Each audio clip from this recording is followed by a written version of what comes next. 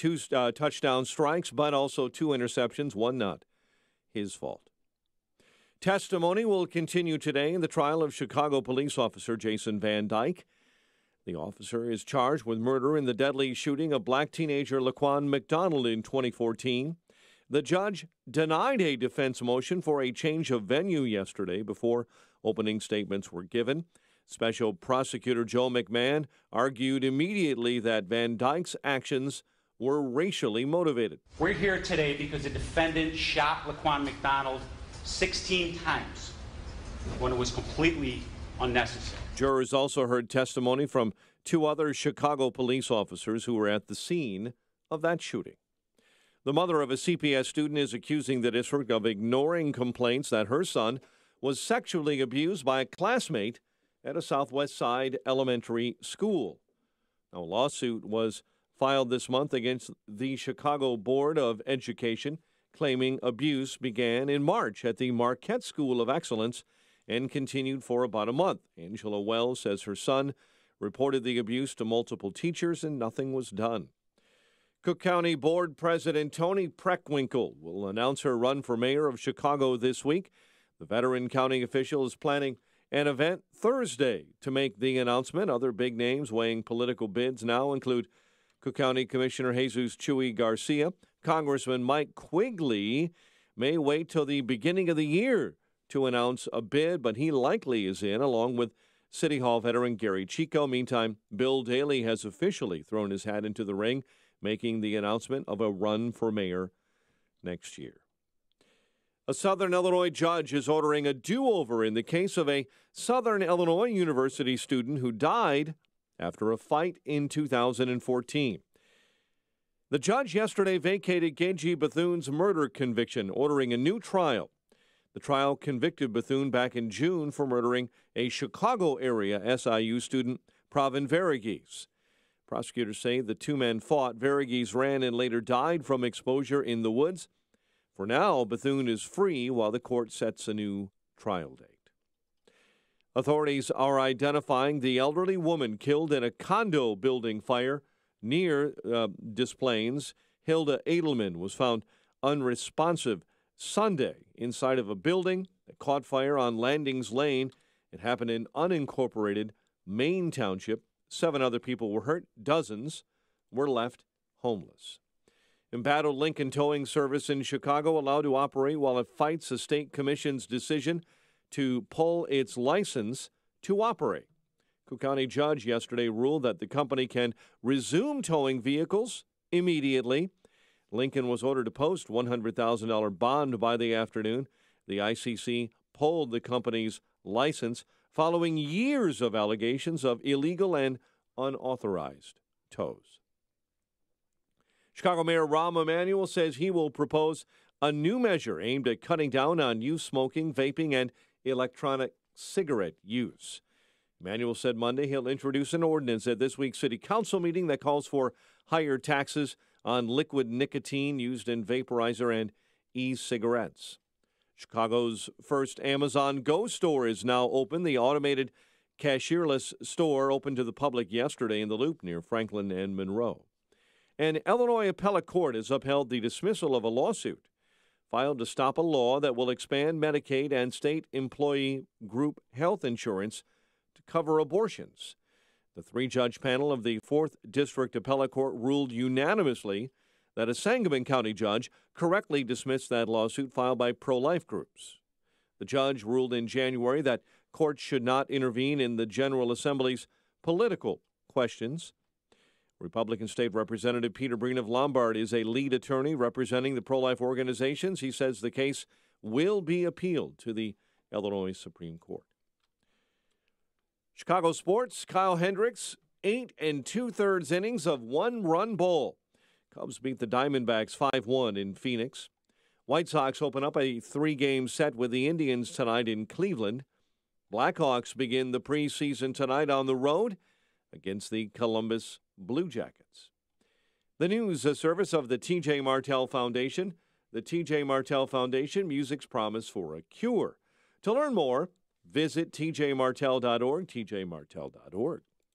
5:08, and a check of traffic and weather on the way next on AM 560. Don't miss Freedom Summit 2018, presented by Geiger Wealth Management, Chicagoland's retirement expert, on Saturday, October 27th. This year, featuring headline speakers, former Milwaukee County Sheriff David Clark and James O'Keefe from Project Veritas. Also appearing, AM 560's Mike Gallagher, Dan Proft, Amy Jacobson, and Joe Walsh. Get your tickets today at freedomsummitchicago.com. That's freedomsummitchicago.com. Sponsored in part by Precision Payroll of America and by Joe Cotton Ford in Carroll Stream.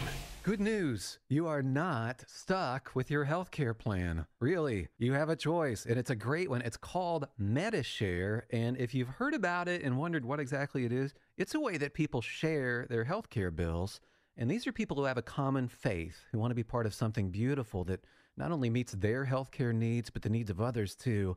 And it's people who love to save money, big time. Medi-Share members typically save $500 a month per family on their healthcare costs. That is a life changer for people. So this could be for you.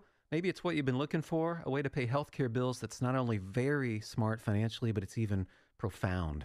Medi-Share is a nonprofit with 400,000 members nationwide who pray for and share with each other. So yes, you're not stuck. There's another way, and it could save you a lot. Hit *228 to find out how much you can save on your health care. Message and data rates may apply. That's *228. Ike was such a sweet, lovable animal, and people would want to pet him, and they'd come up, and they'd get close to him, and it would be this instant, oh!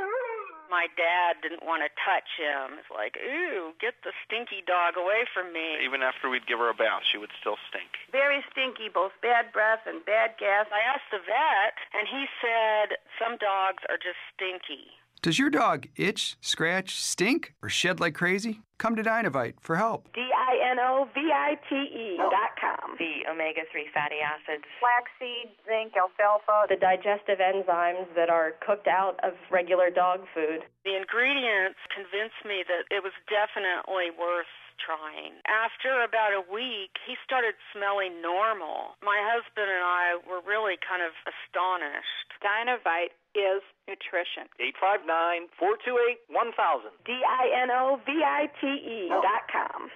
Right now, there are young people across the world facing a tough choice. Continue their dream of education or drop out to help their family put food on the table. You can help change their future in a single moment. See how far your support can go at unbound.org.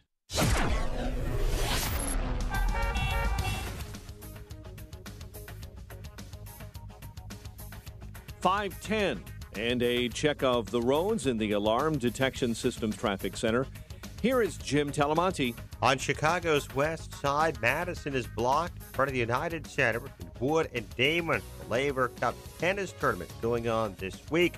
Also, Blackhawks training camp activities going on at MB Arena. I have some congestion in that area. Now, on the Edens Expressway, all is clear. No delays. Issues to report at the Kennedy. Reversible should be opening shortly on the inbound side. The exit to Addison opening shortly as well. The Eisenhower is looking good at this hour. Stevenson inbound. There's some ramp work at LaGrange Road wrapping up.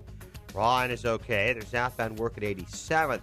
Right lane this morning. Inbound I-57. Station Ford, there is some road work approaching Merge. Prepare to slow down there. That's traffic. I'm Jim Talamonte from the Alarm Detection Systems Traffic Center on AM 560 The Answer. Chicago's Morning Answer starts next. Your official Chicagoland weather forecast. From the 1 Hour Heating and Air Conditioning Weather Center, here is our meteorologist, Kevin Snyder. Today, sun and clouds with a late afternoon shower or thunderstorm in spots, high 84. Rather cloudy night, low 66. Bit of rain in the afternoon tomorrow with a high 81. And a shower or thunderstorm at night, low 71. I'm Kevin Snyder on AM 560, The Answer. 72 at O'Hare, 76 along the Lakefront. This morning, your next news update is at 5:30. Chicago's Morning Answer with Dan and Amy starts now on AM 560, The Answer. This hourly segment is brought to you by The Lou Bridges Show. Tune in on Saturday mornings at 8 to learn how you might fight foreclosure and keep your home. This is Chicago's Morning Answer with Dan Proft and Amy Jacobson on AM 560, The Answer.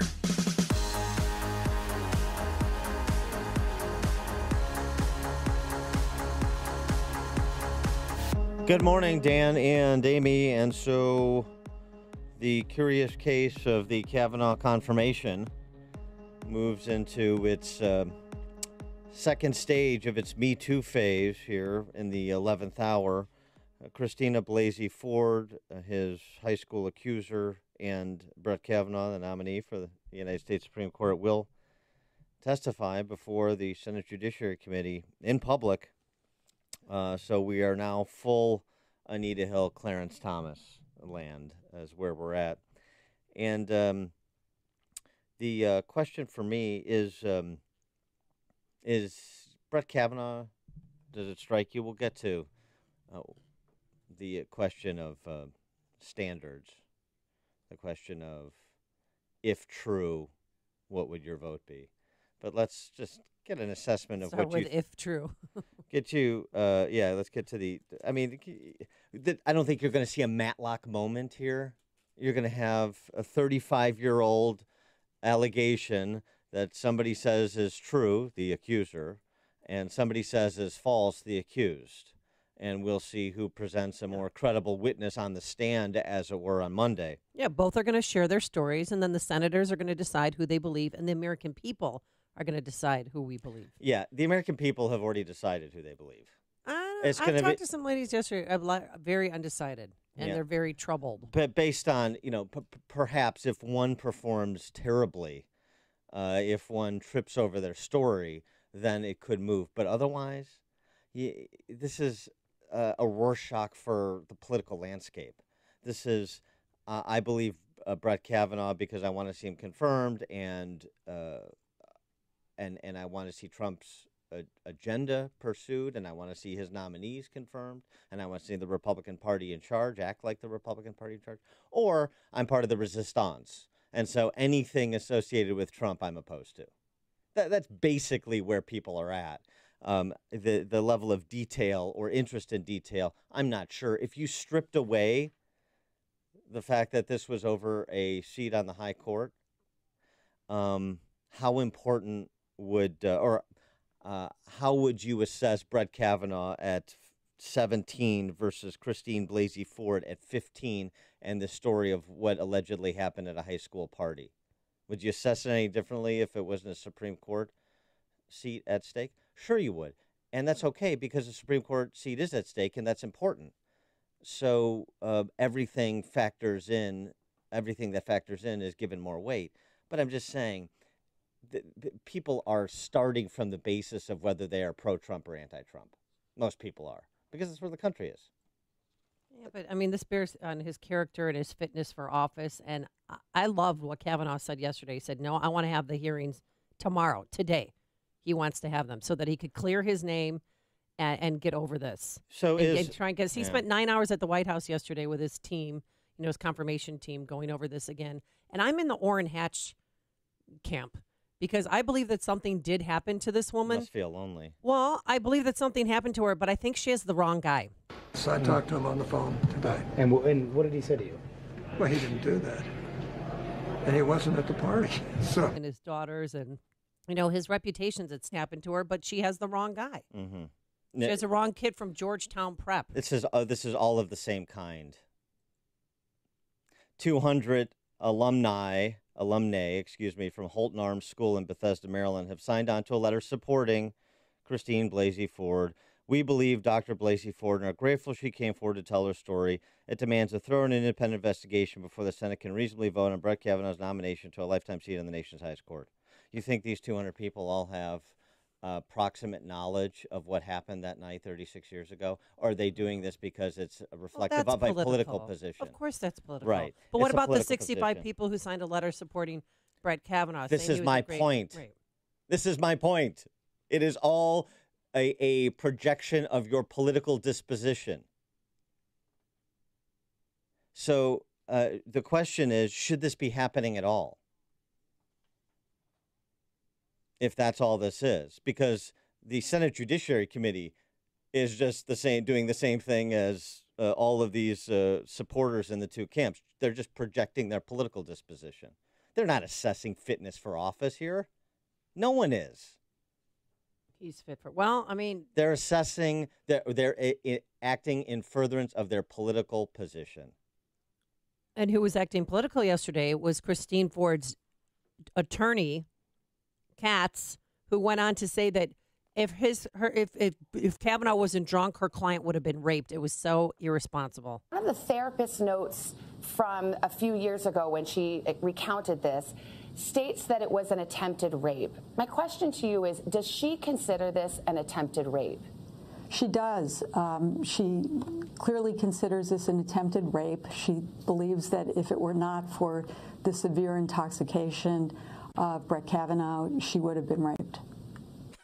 She went further than that. The suggestion was that Miss Ford believes that he could have inadvertently killed her. Yeah, that's how aggressive she recalls the event being. 15 years old, Kavanaugh 17, male friend pushes her into a bedroom at a drinking party, held her down and pawed her until another male friend, who denies this, jumped on both her and Kavanaugh. She escaped to the bathroom until the two boys left the room. Yeah, she had on her swimsuit and a cover-up over that. She said he was trying to grind her and take it off. That's her but story. But he was so clumsily drunk. So Brett Kavanaugh, is she Anthony Michael Hall from 16 Candles, or is he Brock Turner on the Stanford swim team? Or is he Max Factor's great-grandson? Or same saint from Revenge of the Nerds. Is he a sexual predator? What, in the funhouse? Yeah, I guess so. Yeah, when there was a little fondling going on. Did you see Revenge of the Nerds? I did see Revenge of the Nerds. Well, then which scene are you talking about? I thought there was a bedroom scene in Revenge of the Nerds. Remember when they went in the room and they were grinding a little? I hate the word grinding. Let's never use the word grinding. Oh, well, you used it sorry, twice. I just used it so twice. And I'm not going to use it again. Chris and Aurora, you're on Chicago's Morning Answer. Okay, this is the part that I'm just trying to wrap my mind around. Dianne Feinstein fond of this all the way to the very, very end here. And that doesn't stink to high heaven for political motivation. It does. Okay. This started, she was contacted by this woman in July. She said the woman didn't want to come forward. She wanted to maintain her privacy up until this point. Is it credible? Is Dianne Feinstein credible on the account? No. Now get back to the substantive of the substance of the issue, which is Blasey Ford versus Kavanaugh. I'm just going to say that, like, right now, if I'm a senator and I'm trying to decide this person's fate, this is what I think that I'm thinking in my mind. Am I to believe that this situation happened? And let's just say I believe that it did happen. And then he lives a crystal clear life from that moment all the way up until this moment. I mean, to me, this is a slam dunk. Even if he did do something that, look, he lived 30 years with no problems at all, 5 FBI background checks, nothing came up. He's a good man. Let him move on. All right, thanks for the call, Chris. And this morning, Feinstein and other Senate Democrats want the FBI to complete their investigation first before there's a hearing, but that's not going to happen. Tony in Downers Grove. Yeah, you know what? First of all, shame on everybody that we're at this point in our society where you could go back to when somebody's 15 and say, hey, look, this happened, and I don't know the details. And we're going to wrap our arms around this? How pathetic are we? This is really pathetic. Thanks, I'm so glad that we're going to have another Clarence Thomas moment. And how much you want to bet another woman steps forward before the hearing? No. I'll bet dollars to donuts that you're going to have 1 or 2 more females. Nope. I step would up to the bet my plate. children that that's not going to happen. Thanks for the call, Tony. Well, I mean, if anyone's stepping forward, his two former girlfriends yesterday supporting him, saying he was always a gentleman. Yeah. If they had anybody, they would have released them from the stable in the 11th hour, too, to really put his nomination in doubt. How pathetic are we, though, is a good question. How pathetic are we? We'll explore it. It's news, opinion, insight. This is Chicago's Morning Answer on AM 560. The Answer. Let's think about customization presented by Liberty Mutual Insurance.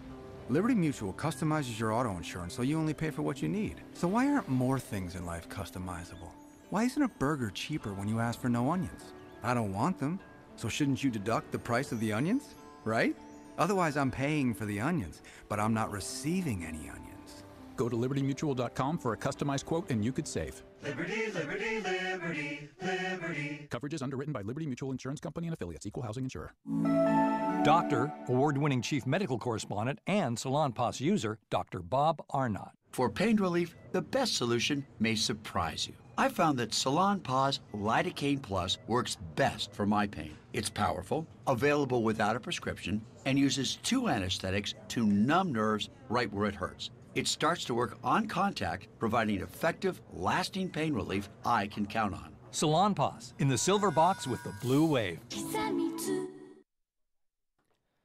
Pain drugs are addictive and have side effects. Get off the drugs, get rid of the pain. You don't need to live with chronic pain. Let's repeat that. You do not have to live in pain. Chronic pain is the worst, from an accident or pain that just develops. Dr. Ken Candido is one of the most respected and successful pain doctors in the world. Dr. Candido will work to find the source of your chronic pain and fix it. He teaches pain management around the world and has been voted one of Chicago's best pain doctors several times. Okay, you get it.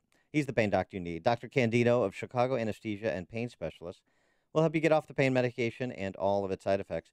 You can get your life back. Drugs mask the pain. Find the source and fix it. Call Dr. Ken Candido and make an appointment with a cutting-edge, respected, and successful pain physician.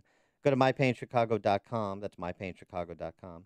Thousands have been helped with their chronic pain. You be the next one. Get the phone number and all the info at mypainchicago.com. All right, if your roof's needy, you can call Crumweedy. Hey, Sean Hannity here. If your roof is leaky, if the shingles are curling, or if your roof isn't right after storms, then you need to call Crumweedy with roofing companies, and the difference is, of course, installation. Now, Crumweedy, they know that, and that's why they follow the manufacturer's specifications, so your warranty is totally intact, and many companies don't do that, and that could void your warranty. If you hate high-pressure sales tactics, not from Crumweedy. They give you good, better, best options. You make the choice, no pressure. Crumweedy is a roof that lasts at a fair price. Now, Mark Olson and Greg Olson of Crumweedy, they lead this third-generation family business that's been doing Chicagoland roofs since 1953. Now, they fix roof problems, so if your roof is needy, call Crumweedy. That's 630-595-8020. That's 630-595-8020. They're online, of course, at myroofisneedy.com. Wow, what a difference. I feel like I live in a brand new home, and it's all thanks to CertaPro Painters.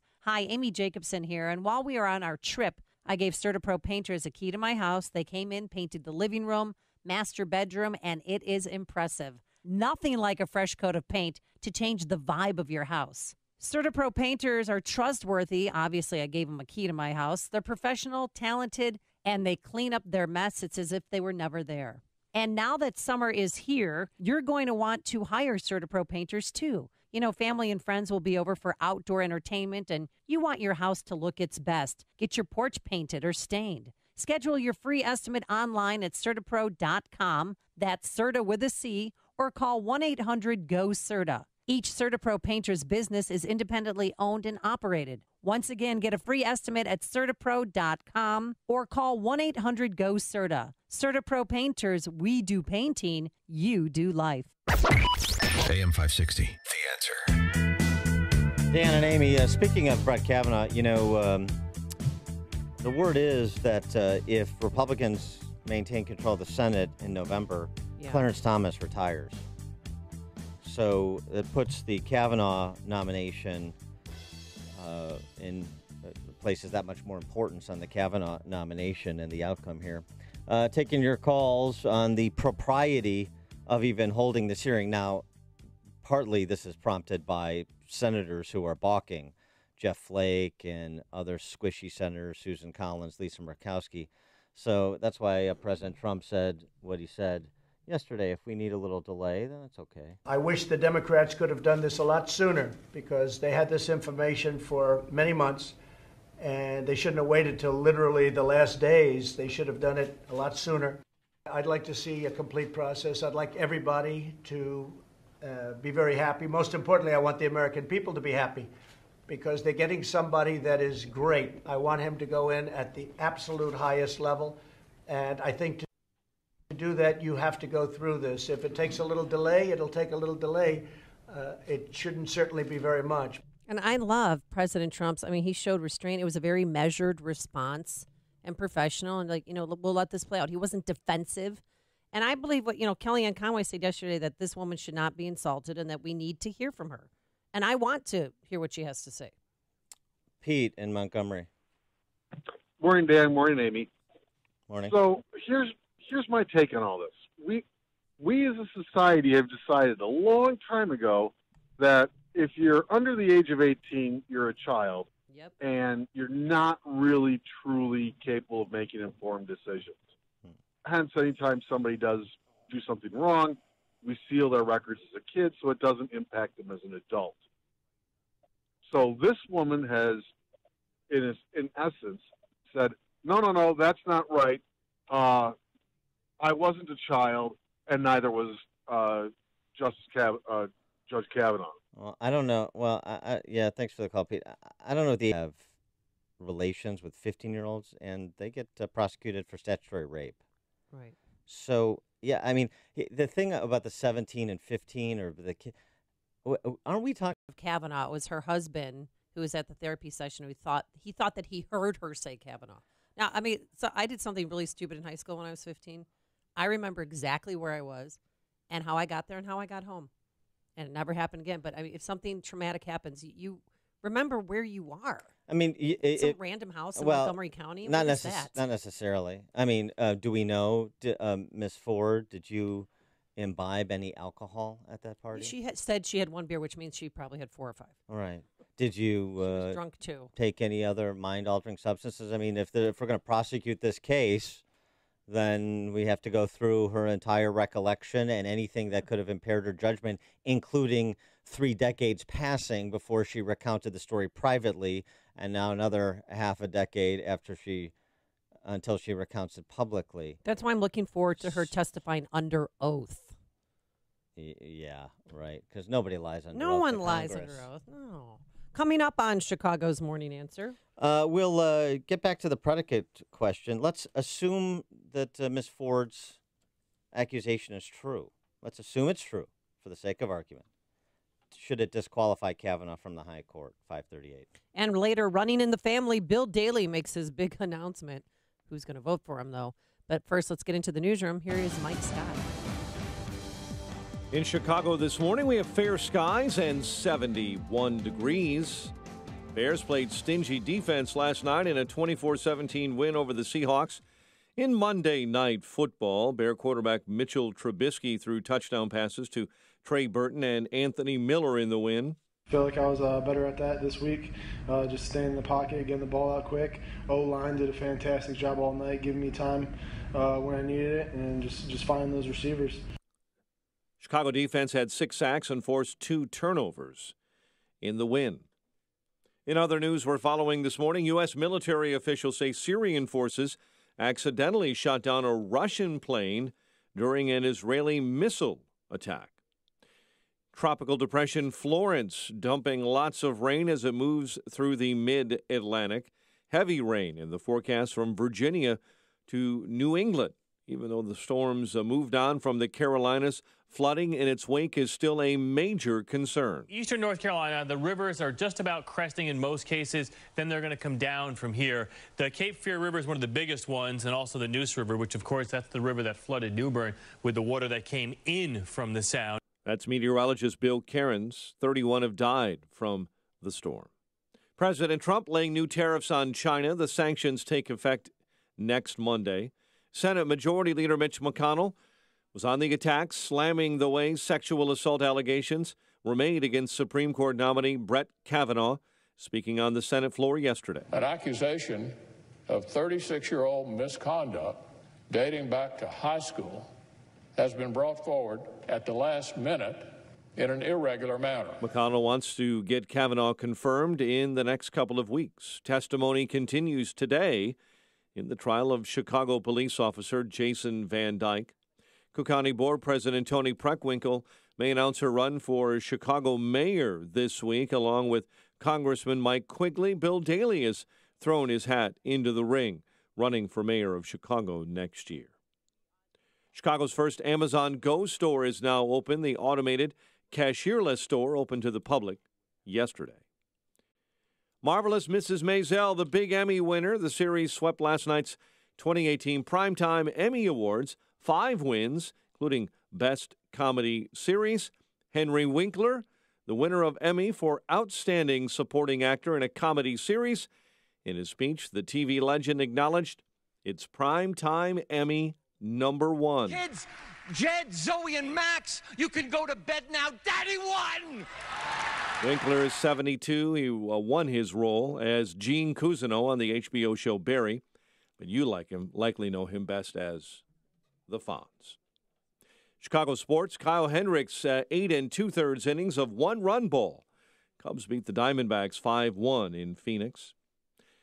Blackhawks begin the preseason tonight on the road against the Columbus Blue Jackets. 5:35 and a check of traffic and weather on the way next on AM 560. Mike Gallagher, once again, has to do the mainstream media's job. More economic great news. Optimism among small business owners reached a record high in August. So we keep seeing these historic record statistics and information. And guess what? It's being ignored. The Mike Gallagher Show. Weekdays at 9, right before Dennis Prager at 11 on AM 560. The Answer. Hey, fall is here, and so are those weekend cleanup projects. Hey, Sean Hannity here to tell you that getting organized is simple and easy with Store Lock Modular Systems, the best tool cabinet you'll ever buy. They're durable Store Lock Modular Systems. They're built the old-fashioned way, made to order, exactly how you want it, and they're 100% crafted in the USA. And these storage systems have dividers, liners, layouts. All are made with quality materials, including steel ball bearings and heat-treated steel rollers. Store Lock is so strong that each drawer holds up to 400 pounds. Your custom system is powder-coated in-house in any color that you want, plus it's fully assembled when it ships, so you can get organized really fast. Store Lock fits any home or business, will last a lifetime with its 55-year top-to-bottom warranty. All you have to do is order today and receive your system in about 4 weeks. Call now at 1-800-STOR-LOC. That's Store Lock, 1-800-STORE-LOCK. And check out StoreLock.com for upcoming events. For more than a half century, Mueller CPA and Financial Advisory has provided audit, tax, outsourced accounting, business consulting, and financial advisory services to Chicagoland companies. Mueller provides customized financial guidance to a client base that includes independent business owners, startups, local government, and nonprofits. I'm with Dave Nissen, Mueller Managing Partner. Thanks, Dan. Mueller values being part of the community for the last 50 years, meeting our clients' financial service needs. A major component of meeting those needs is our professionals' superb knowledge and their ability to deliver timely and quality solutions to meet our clients' challenges. Whether you're interested in tax minimization strategies, looking to expand your business, or need assistance with business planning, our team can help. Our goal is your company's financial success today and over a lifetime. For questions about how the recent legislative changes can specifically affect your business or how to effectively plan for these changes, call Dave Nissen at 847-888-8600 or visit MuellerCPA.com. That's Mueller, MUELLER, CPA.com. This hourly segment is brought to you by Papa Nicholas Coffee. Papa Nicholas, great coffee, period. 5:38, a check on the roads in the Alarm Detection Systems Traffic Center with Jim Talamonte. Downtown, traffic lights are flashing red at Clark and Randolph. Careful at that important intersection on the inbound Ryan Expressway. Traffic's been heavy now from 18th into the Burn Circle. 17 minutes, 95th to downtown. Outbound, there's road work 87th to split, just in one right lane. The on-ramp from 87th is closed as well till 6 this morning. 57's okay, Bishop Ford inbound. Delays from 115th to Stony Island. 19 minutes, 80-94 to the merge. Edens, Kennedy, looking good. No significant delays to report yet on the Eisenhower. Traffic starting to build east of Manhunt. Ben Stevenson, little congestion around Kedzie. Tollways are okay. There is some overnight work still going on the southbound Tri-State. Duffy to Deerfield Road, the Adams Tollway to Balmoral. It's traffic. I'm Jim Talamonte. From the Alarm Detection Systems Traffic Center on AM 560, The Answer. Chicago's Morning Answer continues next. Your official Chicagoland weather forecast. From the 1 hour Heating and Air Conditioning Weather Center, a warm and humid day ahead. Some sun. We'll have pop-up thunderstorms in the afternoon, a high of 84. Currently 72. Your next news update is at 6. Chicago's Morning Answer with Dan and Amy continues next on AM 560, The Answer. Don't forget that you can watch Chicago's Morning Answer on the Income Store live video stream every morning at 560theanswer.com. Tickets for Freedom Summit Chicago are on sale now at freedomsummitchicago.com. That's freedomsummitchicago.com. Good morning, Dan and Amy. We're talking about Kavanaugh's confirmation and the upcoming hearing that will feature both Kavanaugh and his high school-era accuser, Ms. Blasey Ford, testifying before the Senate Judiciary Committee on this specific issue, the allegation that she made that Brett Kavanaugh essentially sexually assaulted her when he was 17 and she was 15, and they were attending neighboring prep schools. So the question we were discussing was, is this guy Anthony Michael Hall from 16 Candles or a prep school predator, in which Ben Matlock on the Senate Judiciary Committee is going to find the answer to that. The answer is none of them. But there's a predicate question, and that is, assuming that what Ms. Ford is accusing is true. For the sake of discussion, assume it's true. This is important because it's about standard setting. If it's true what she alleges Kavanaugh did when he was 17 and she was 15, should that disqualify him from serving on the Supreme Court of the United States? 312-642-5600, turnkey.pro answer line, 64636DA, turnkey.pro text line. Help if I turn on my mic. If it is true, I'm willing to forgive and forget and move on, because what he did, youthful indiscretion, yeah, it was wrong. I don't like that they're labeling it sexual assault. I mean, they were wrestling. There was no penetration of anything. Please. Well, I mean, come on. I mean, that's what boy. sexual assault is. There's sexual abuse and there's sexual assault. So technically, they were roughhousing. They were being, silly, stupid teenagers. Maybe they were experiencing with alcohol for the first time. Quite possibly. I mean, his friend Mark Judge, who allegedly was in the room with him, allegedly watching, and then he's the one who jumped on the duo, and then, they all tumbled down, and she ran off. Which he denies. Which he denies, yeah. So he wrote a book called Wasted Tales of Gen X Drunk, where he chronicled 2 decades of his drinking, and it included his high school years, where he said he was completely annihilated to try and hook up with girls. And that he drank. He never mentions Kavanaugh's name, but there is a guy in the book called O. Kavanaugh. But, of course, the Democrats are trying to say, oh, yeah. Okay. Can we, before we get into some that's going to be ridiculous... coming up during the hearings, I'm sure. Gosh. They're going to take passages from that book. Here's your friend that was supposed to be in the room with you. And he wrote a book about being drunk and all your escapades. But Mark Judge has... Okay. All right. I mean, teenage angst and some friend's book aside. If it's true, is it disqualifying? Assume it's no. true, I'm is it assuming disqualifying? It's true, and I'm going to say it does not disqualify him. Bruno. You should be judged on the man that you are today or any time after college, but high school, no. High school, that's when you learn, you make mistakes. I mean, people all are broken. We all make mistakes, and we learn from them. I mean, what do you think it disqualifies him, Dan, if it is true? No. Bruno in Naperville, you're on Chicago's Morning Answer. Yeah, so this is standard operating procedure now. Any man who is being considered for a controversial high-level position in government, whether it's going to be Attorney General or Supreme Court Justice, they're going to trot somebody out like this woman, and they're going to try and make it a sexual assault. Yeah, I get what the Dems are doing. I get what DiFi is doing, okay, and we'll get to that. But the question, if it's true, what's your view? If it's true, I think they were some high school kids who got drunk, 30-plus years ago, 35 years ago, and I don't think it's relevant. All right. But we don't know it's true, and we never will. Thanks for the call, Bruno. Well, I know. This is why this is for the sake of discussion. Right. It's about standard setting because it's likely to happen again or something akin to this. And when we don't have standards, everything is sui generis, and that's not a good way to think about how to assess important nominations for high posts or passing legislation or just how to organize a free society. What are the standards by which we're going to judge people? We're going to assess people. And yes, I do mean judge, by the way, in this, who are you to judge kind of Well, anything you do after the age of 18 or 21 or what you do in your professional career, Because I really don't No. care what people No, did in that's high not, school. That's not the standard. What if he murdered somebody? What if he Well, molested a child? So it's not anything. Okay. It's this thing. So standard setting.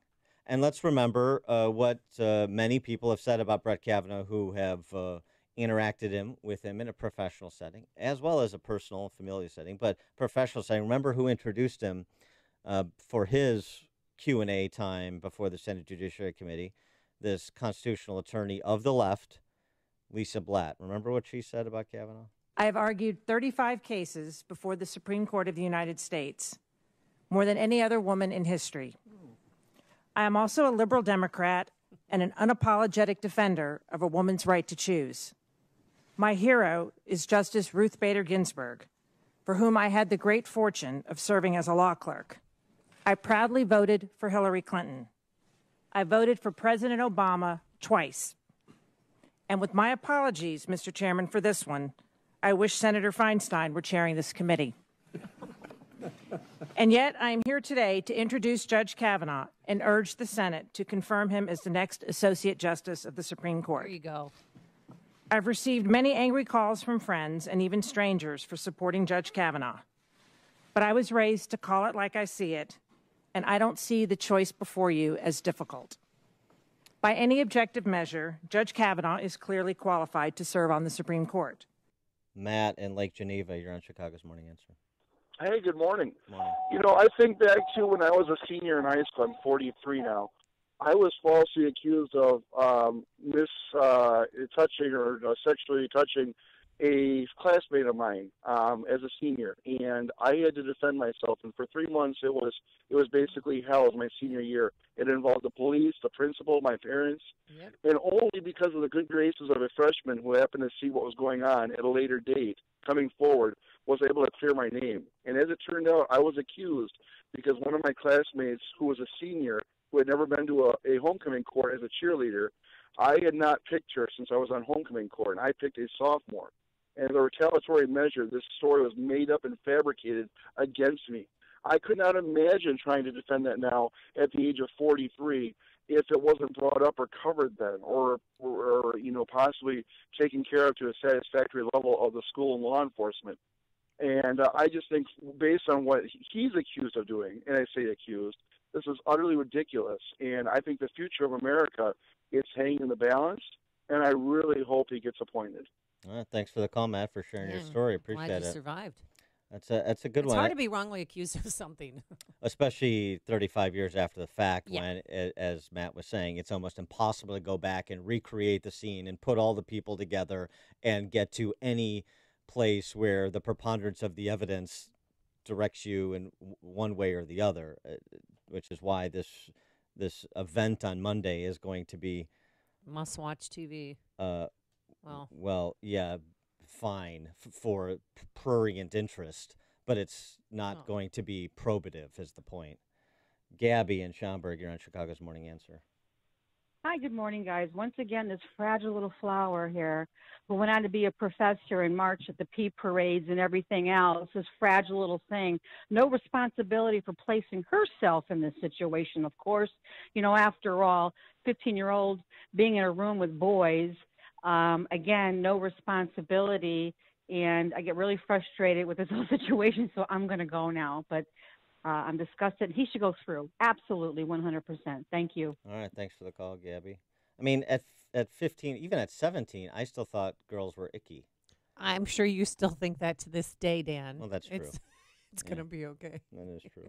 Verlon on the south side. Don't touch me. How many times are we going to fall for the same dirty trick, whether it's Clarence Thomas, Mitt Romney, Kavanaugh now, and other people that I can't even name? Time and time and time again, we're going to keep on falling for the Democrat playbook. Look, you ever remember the game Catch a Girl, Kiss a Girl?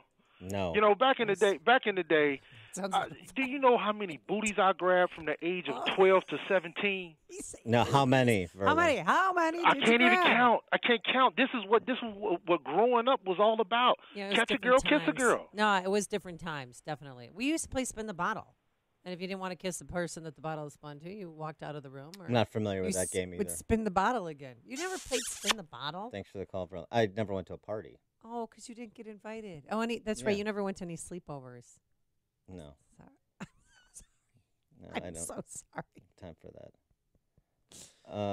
But it was a hot summer day. She was wearing her bathing suit and a cover-up over it, and they were just drinking at some house.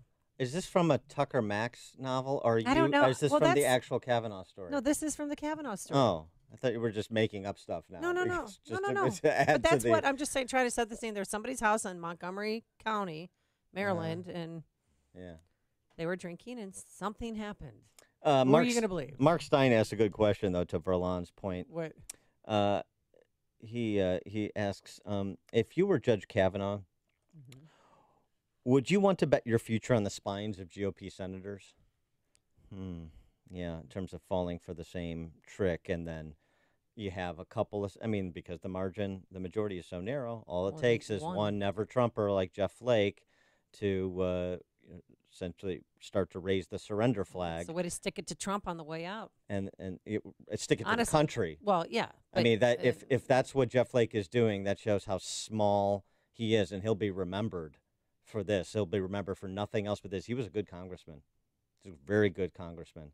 But his antipathy towards Trump is clouding his judgment, and this is another example of it. Dan in Libertyville. Hello, thanks for taking my call. A couple of points you may have covered earlier that I'm not aware of, but just want to touch base on is that her first accusation was of 4 guys in the room with her. Right. Kavanaugh was not mentioned as one of them.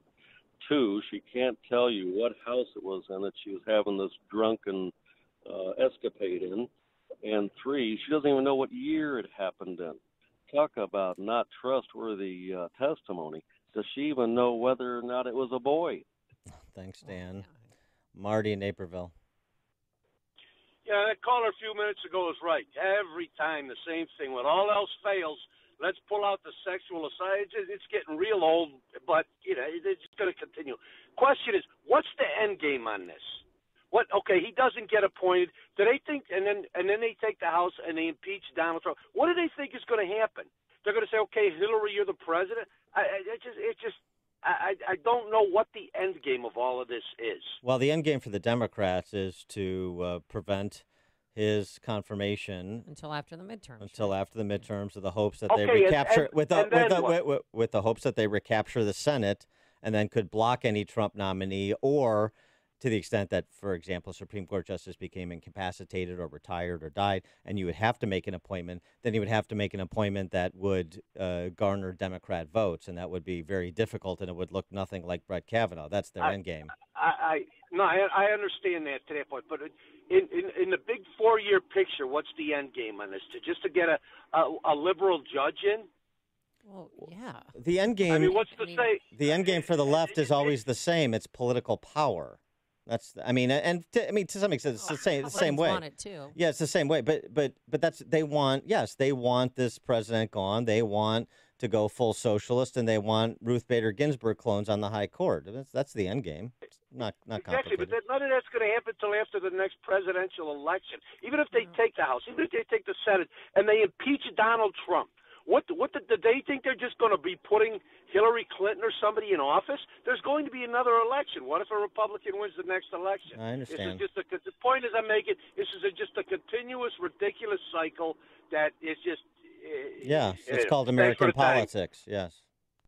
Listen to podcasts of Dan and Amy from the AM 560 mobile app. Download it today at 560theanswer.com/mobile. If you listen to the station, you're probably up on the latest political news and know there's a midterm election soon. What you might not know is midterm elections tend to have a profound impact on the stock market and your investments. You can learn about it at trumpmidterm.com. I'm Joe Lopresti, founder of the Investor Education Institute. We just completed a thorough study on midterm election years and found the stock market has remarkably consistent tendencies in these years. We summed up our findings in a new report you can get for no cost at trumpmidterm.com. 2018 is fitting the mold of midterm election patterns. This report gave me tremendous insight and knowledge about the midterm's effect on stocks and can help you too. Go to trumpmidterm.com and get a roadmap to help navigate your investments through the election and well into 2019. That's TrumpMidterm.com for your no-cost report. Learn about the midterm's effect on stocks at TrumpMidterm.com.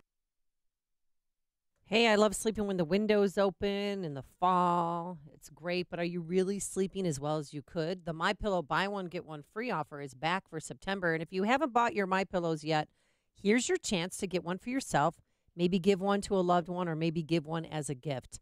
I love that I can move the fill to give me the support I need, regardless if I sleep on my back, my stomach, my side, and I never wake up with a stiff neck or headache. MyPillow is made in America. Washable and dryable, has a 10-year warranty, 60-day money-back guarantee. So go online or call now for this great buy one, get one free offer. And they also have 30% off everything, including the MyPillow mattress toppers I've been telling you about. Those pet beds that I absolutely love because you can throw them in the washer and the dryer. You don't have to chuck it out the door every time your dog bed gets dirty. And they also have great luxurious cotton sheets and pillowcases and much more. Find it all at MyPillow.com. Be sure and put Amy in that promo code when you check out to get 30% off your entire order. Or call 800-489-0201. That's 800-489-0201. Ike was such a sweet, lovable animal, and people would want to pet him, and they'd come up, and they'd get close to him, and it would be this instant, oh! My dad didn't want to touch him. It's like, ooh, get the stinky dog away from me. Even after we'd give her a bath, she would still stink. Very stinky, both bad breath and bad gas. I asked the vet, and he said some dogs are just stinky. Does your dog itch, scratch, stink, or shed like crazy? Come to Dinovite for help. DINOVITE.com. The omega-3 fatty acids, flaxseed, zinc, alfalfa, the digestive enzymes that are cooked out of regular dog food. The ingredients convinced me that it was definitely worth trying. After about a week, he started smelling normal. My husband and I were really kind of astonished. Dinovite is nutrition. 859-428-1000. DINOVITE.com.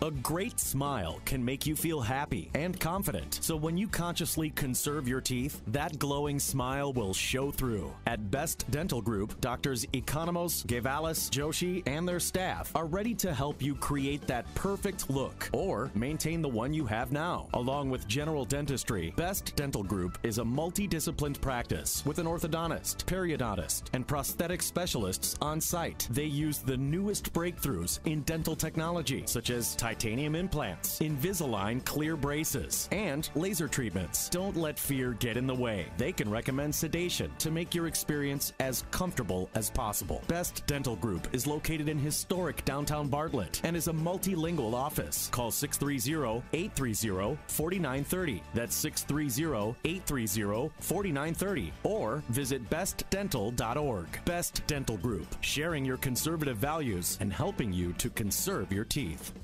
With the recent rains and wet weather, Permaseal is working very hard to help every homeowner in Chicagoland and Northwest Indiana area, but we need your help. Hi, I'm Roy Spencer, president of Permaseal Basement Systems.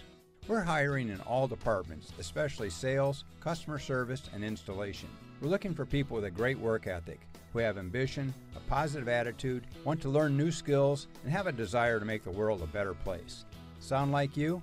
Then go to permaseal.net/careers to apply today. No experience needed. We will teach you to become an expert in waterproofing and foundation repairs. Even if you're not presently looking for another job, I'd encourage you to consider working for Permaseal. We offer great training, year-round work, tremendous growth opportunities, and a great, fun work environment. To apply, go to permaseal.net/careers. If you're looking for a career change or a dry basement, you know who to call. Permaseal. 800-421-7325 or go to permaseal.net. Permaseal. Dr. Bob Arnott for Salonpas. I'm training for the world's most grueling paddleboard race. 32 miles of open ocean, high winds and surf. Naturally, I get a lot of muscle pain. 50 years in medicine has taught me what to look for in a pain reliever. Powerful, targeted, non-addictive, and available without a prescription. I found it in Salonpas Lidocaine Plus. It has 2 powerful anesthetics that numb nerves right where it hurts. Salonpas gives me relief. AM 560, The Answer.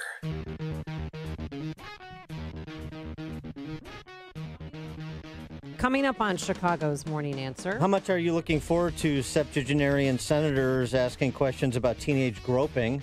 Oh. I can't wait till Chuck Grassley inquires about dry humping. That's what I'm looking forward to. We'll discuss it at 6:06. And what an Arizona man did to get his diaper changed. And not an old man, a young man in his 30s. But first, let's get into the newsroom and catch up with the latest news from here at home and around the world. Here is Mike Scott. Testimony resumes today in the Van Dyke trial. Authorities have ID'd an elderly woman killed in a condo building fire. Bears defense shines in a victory over the Seahawks while the Cubs top the D-backs. WIND Chicago News Time is 6 o'clock. She'll tell her story. He'll deny her allegations. I'm Dave Anthony, Fox News. That's what'll happen Monday at the Senate when Brett Kavanaugh's accuser will testify about her allegation he tried to sexually assault her at a party when they were teenagers in the 1980s. The Supreme Court nominee will also testify it didn't happen. They shouldn't have waited till literally the last days. They should have done it a lot sooner. But President Trump believes Kavanaugh's still on track. Fox's Rachel Sutherland live in Washington. Dave, Judge Kavanaugh and Christine Blasey Ford will both testify under oath about what happened at a teenage drinking party more than 30 years ago. Senate Democratic leader Chuck Schumer says Ford's allegations are credible and ought to be treated with the utmost gravity. I believe her. Many, many, many Americans believe her. Their testimony means Thursday's Judiciary Committee confirmation vote will be delayed. Democrats want the FBI to investigate the allegations as part of Judge Kavanaugh's background investigation. Dave? Rachel, North Korea's leaders meeting with South Korea's president, and Kim Jong-un is praising President Trump, crediting him with stabilizing regional security as President Moon Jae-in tries to get Kim to follow through, giving up nuclear weapons. Many roads remain underwater in the Carolinas. There are flooded communities still cut off as some rivers keep rising. People are still getting rescued, like this man in Pollocksville yesterday. It was terrifying. I wasn't going to leave. Hurricane Florence blamed for 32 deaths in 3 states. A Russian military jet shot down in the Mediterranean, and Moscow's blaming Israel, even though Syrian anti-aircraft missiles brought it down, killing all 15 people on board. But Russia says Israeli fighter jets attacking Syrian targets used that plane as a shield. A sheriff's deputy shot dead near Sacramento, California, when a customer at an auto parts store arguing with an employee opened fire. This woman was there. Very scary. Very scary. Very nervous still. The gunman was also wounded in the shootout. So was a second deputy and a bystander. This is Fox News. Fair and balanced. Skies are fair, warm and humid as we begin the early morning. 72 degrees at 6:02 on AM 560. The Answer. Good morning. I'm Mike Scott. The Bears played stingy defense in a 24-17 win over the Seahawks on Monday Night Football at Soldier Field. Chicago defense had 6 sacks, forced 2 turnovers, including a pick-six 49-yard INT return for a touchdown by Prince Amukamara. Bear quarterback Mitchell Trubisky says the team took a step forward. I feel like I was better at that this week, just staying in the pocket, getting the ball out quick. O-line did a fantastic job all night, giving me time when I needed it, and just finding those receivers. Trey Burton and Anthony Miller on the end of touchdown passes. Trubisky did throw 2 INTs. Testimony continues today in the trial of Chicago police officer Jason Van Dyke. The officer charged with murder in the deadly shooting of black teen Laquan McDonald. The judge denied a defense motion for a change of venue yesterday before opening statements were given. Mother of a CPS student is accusing the district of ignoring complaints that her son was sexually abused by a classmate at a Southwest Side elementary school. The lawsuit filed against the Chicago Board of Education claims the abuse began in March at the Marquette School of Excellence and continued for about a month. Checking in on the mayoral race, Cook County Board President Toni Preckwinkle will reportedly announce her run for mayor of Chicago later this week. Meantime, Bill Daley made it official yesterday, saying he is running for mayor.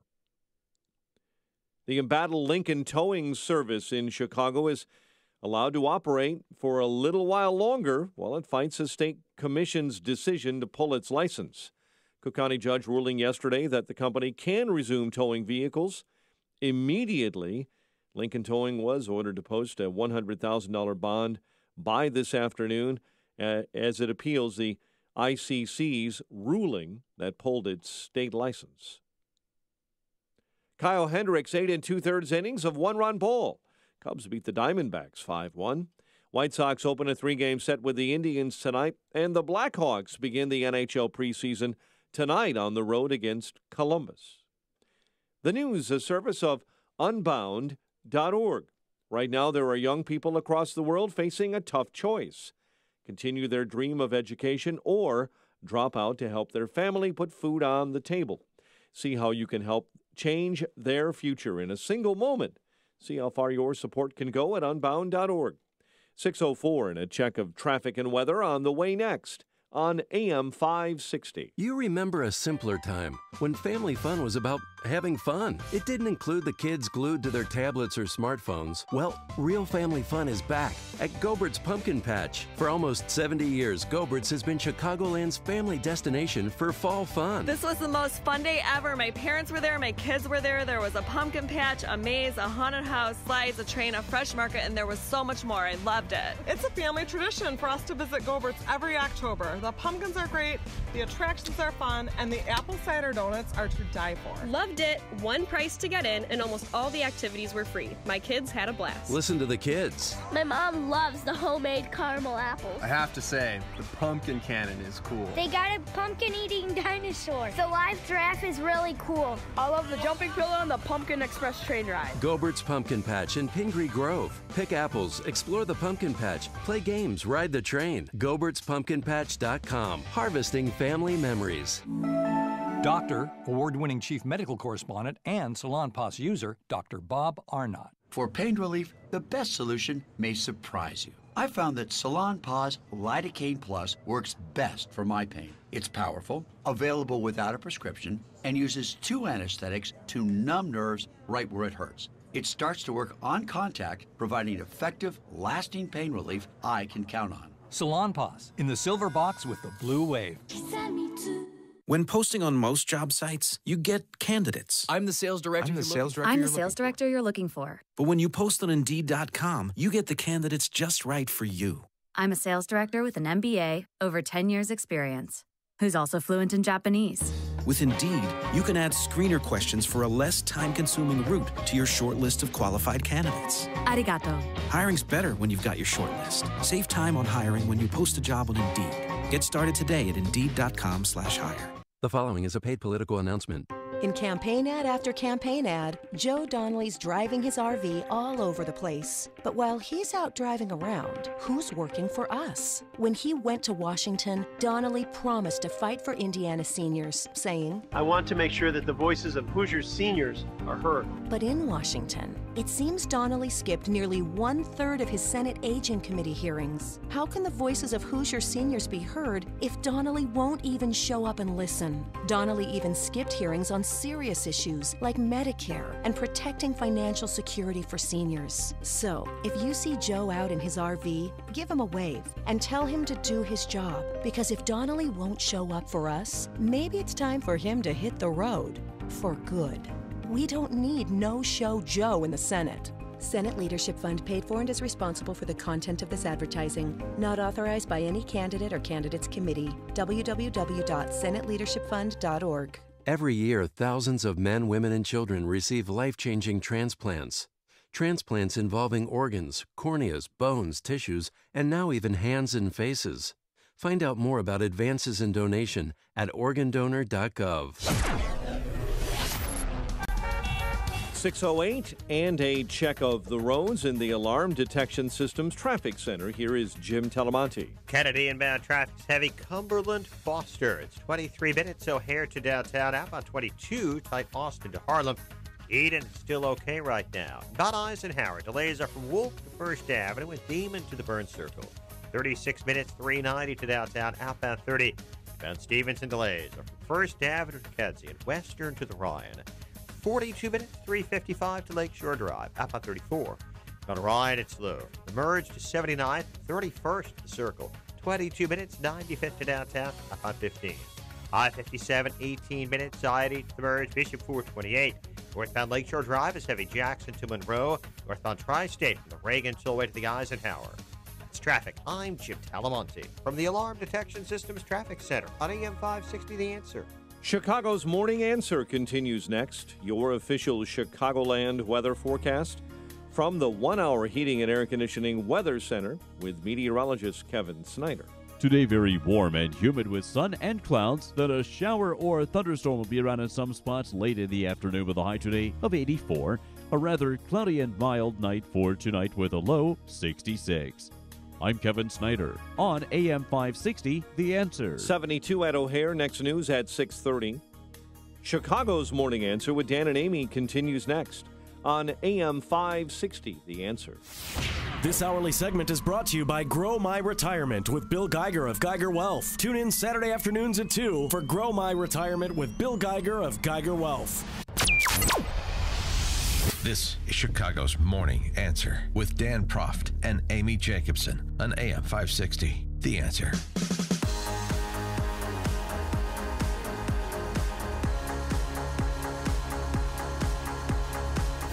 Good morning, Dan and Amy, and the question is what's happening to Judge Kavanaugh, the high-tech Me Tooing of a white Christian. The fact that he is a white Christian, which has become the only acceptable minority to discriminate against, to cast invective toward. Is that part of what plays into this saga of Kavanaugh being accused in the 11th hour of having sexually assaulted a girl when he was 17, she was 15, when they were in high school, some 35 years ago? Of course, the high-tech, that's a reference to the high-tech lynching for uppity blacks. Those were Clarence Thomas's infamous words during his confirmation hearing some nearly 3 decades ago. Back in 1991. When he was subject to accusations by Anita Hill. And it was interesting. One of the things, 312-642-5600, turnkey.pro answer line, 64636DA, turnkey.pro text line. We've explored the who do you believe, the obvious question. We've explored the predicate question. Assume it's true. Is this disqualifying, to try and set the standard here? But what about this aspect of it? Just as the threat of a conservative black, just as that posed a serious threat to the left, Clarence Thomas, the effort underway in every segment of civil society in this country to expunge white male Christian. I mean, and also you can separate out those 3 identifiers as well, to expunge all of that, to delegitimize all of that, to subordinate all the people who fit into that category, or even one of the 3 categories I mentioned in the era of identity politics. Does that play into this? I personally don't think it has anything to do with race or religion. They did this to Clarence Thomas in the 11th hour. And back then, let me remind everyone, remember Senator Joe Biden? He was in charge of the committee. He sided with Clarence Thomas, and he did not allow a lie detector test to be admitted into the hearing. And that's the same situation that we have here with Christine Ford, because she took a lie detector test, and they want to admit that. So what? A lie detector test is not usually admitted. Results are not usually admitted in a court of law. That's true, but I'm just saying that they both, there's some similarities. So you're going to have endless competing lie detectors submitted as evidence. So what? Well, it doesn't get you anywhere. I just don't think it has anything to do with race or religion. Really? Because they went after a black man, a conservative, in 1991, and now it's just a white Christian man in 2018. Right. Black conservative. You had to delegitimize him, because the last thing the left can afford is to lose black families. That is the bedrock of their governing coalition, of their electoral coalition, since the civil rights era. Yeah. So you're telling me, I just want to understand this, in an era where the only thing the left cares about is your identity, meaning your race, your gender, your sexual orientation, your religion. The only thing they care about, how they categorize everybody on a college campus, in a corporate boardroom, in politics in general. Here they don't care. Here they don't care that you have the Federalist Society and the Trump administration present this Opie-like character, right? This goody two-shoes, white male Christian Little nerdy, yeah. Prep school, all the credentials, all the time on the appellate court. And you don't think that part of this is sending a message, we can get to anybody. We can get to anybody. We will do anything to get to anybody. Of course, they'll the do truth anything to doesn't get matter. to anybody, even if he was a black man who they are Yes. worried about the Yes. overturning of Roe versus Wade. Yes. So Yes. they'll stop at nothing. Right. I understand bring him that. down. But you don't think, in the era of intersectionality, you don't think that his race, gender, religion has anything to do with it? Okay. That sets aside everything they otherwise do in politics. I just think they're looking for anything to take him down. Regardless if he was a Muslim black man, if he was against Roe versus Wade, they're going to take him down. I understand. But that's the first level analysis. I'm asking about the second level analysis, that this doesn't factor in. I agree, though, no matter who Trump nominates, they were going to, Right. I mean, unless it was Merrick Garland, unless he just, conceded the nomination to them, which Poor was never going to Merrick. happen. But race, gender, and religion, the left obsesses about everywhere, and you don't think it factors in at all to what they're doing or attempting to do with Kavanaugh. I think so. Chip in St. Charles, you're on Chicago's Morning Answer. You're right about the race and religion, but the pinnacle of the whole thing, Dan, is abortion. Yes. That's what the Democrat Party plants their flag on, and anything that could come against them, they are deathly afraid of Roe versus Wade being overturned. And that's what this whole fight is about. And the views on Roe v. Wade, what are they influenced by? I mean, I'll tell you what my view on Roe v. Wade is. What my view on as a pro-lifer is influenced by my faith.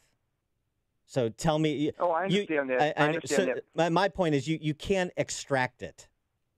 Yes, it's influenced by the founding principles of the nation, but it's also influenced, but by the way, the founding principles of the nation were influenced by Christianity, Judeo-Christian values. So, the idea that this isn't a part of it, I just, thanks for the call, Chip, find implausible. Bruce in Bloomingdale. You're absolutely right on this, but I have a little bit deeper question. Judge Kavanaugh sits on the D.C. circuit right now, so let's suppose they do derail this nomination and he withdraws. What are they going to do next? Impeach him? Impeach him for some 30-year-old he said, she said? Well, Because that's the next logical step. Well, they can't. How would they impeach him? They don't have the votes. We didn't have the votes to impeach Clinton, and they may get the votes to impeach him in the House, just not remove him in the Senate. Well, okay. Yeah, okay. All right. Yeah, right. I see what you're saying. Okay. Thanks for the call, Bruce. I doubt it. I mean, if he is confirmed, then you move on to the next fight, more than likely, just as they did with Clarence Thomas. Remember, Clarence Thomas confirmation vote, 52-48. And I just This could still be even remember, closer. and I just wanted to play this because I feel what Clarence Thomas went through back then, Judge Kavanaugh is going through right now with his family. I would have preferred an assassin's bullet to this kind of living hell that they have put me and my family through. Yeah, Clarence Thomas is a hero. Clarence Thomas is one of the most important intellects in the last 50 years. And just because he doesn't ask a lot of questions during all arguments, read his opinions. Listen to what Clarence Thomas basically said, by the way, said recently in an interview, kind of looking back now 3 decades past from that moment that you just referenced, and the life that he's led with his wife and how much time, he's a road tripper. Oh, I love it. They like I would they love like to to be RV his, around the country. I want to be in his RV. I think they should adopt me. Well, this is why I said how important is the Kavanaugh confirmation, because if Republicans hold the Senate in November, word is Clarence Thomas will retire next year. Wow. And so there's another appointment, and that's not just that doesn't change the balance of the court per se, but you'll go from the Kavanaugh confirmation fight right to another one, and there's just going to be some big shoes to fill, just as Scalia presented some big shoes for Gorsuch to fill. The shoes Kavanaugh's filling are smaller. but Clarence Thomas on the critics. The critics can either give me or take away that's of value to me. They can't take away sort of what I think about what I do because they have no input into that. One of my clerks said something to me years ago that I will never forget. I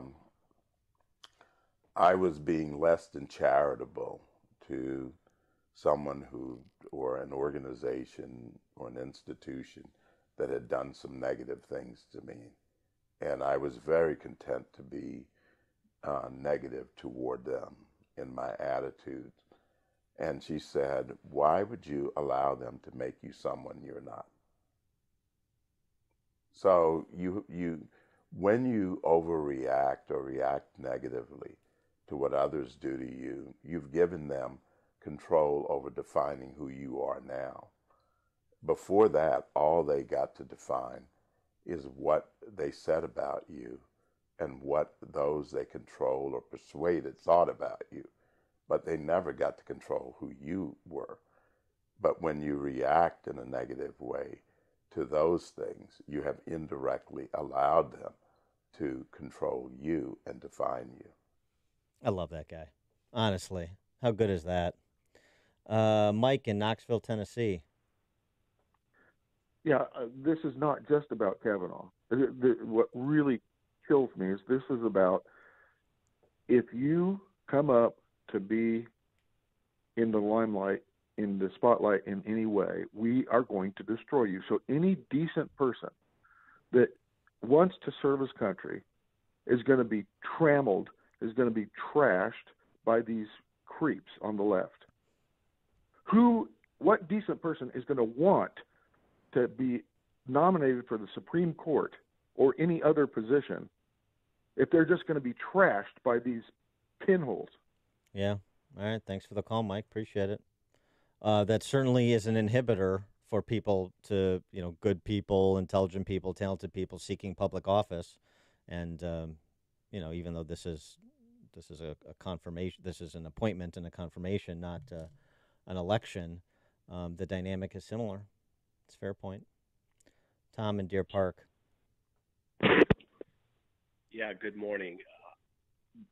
With what they're doing to Brett Kavanaugh, whether he declines this nomination or is rejected, the next nominee is going to be Amy Coney Barrett, who is a female in the old term sense that she has body parts, gives birth to 5 kids, adopts a couple. Thank you for the definition. Yes. 2 from Haiti. Yeah, remember?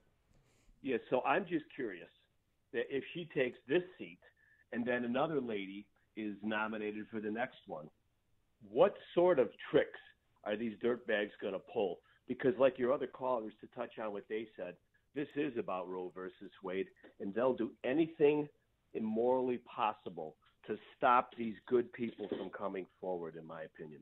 Thanks, Tom. Mike in Crown Point.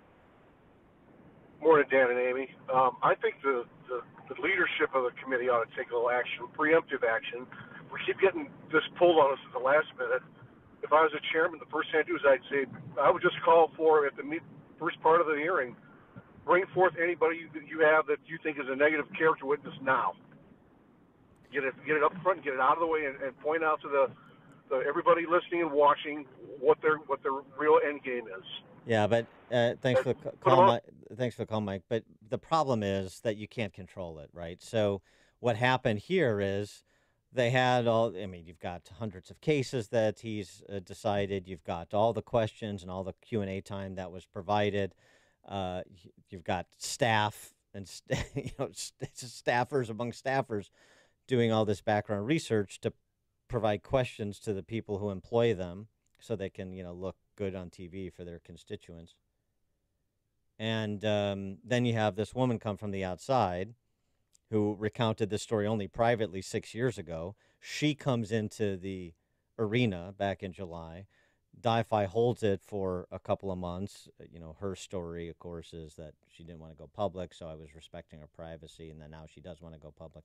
Well, yeah, because now she wants to own the story because she had a BuzzFeed reporter at her door, and she got all nervous. Yeah, right. Okay. But as soon as Jeff Flake and others say, oh, well, this has to be vetted by the committee, I can't be with Kavanaugh, then what is Chuck Grassley to do? What is McConnell to do? You got to have them before the committee if she wants to testify publicly and allow that to play out. I mean, so but I agree with Trump and Kellyanne Conway. I mean, they took the measured approach as, we need to hear her out. And they seem very confident. They're still standing by Kavanaugh, behind him 100%.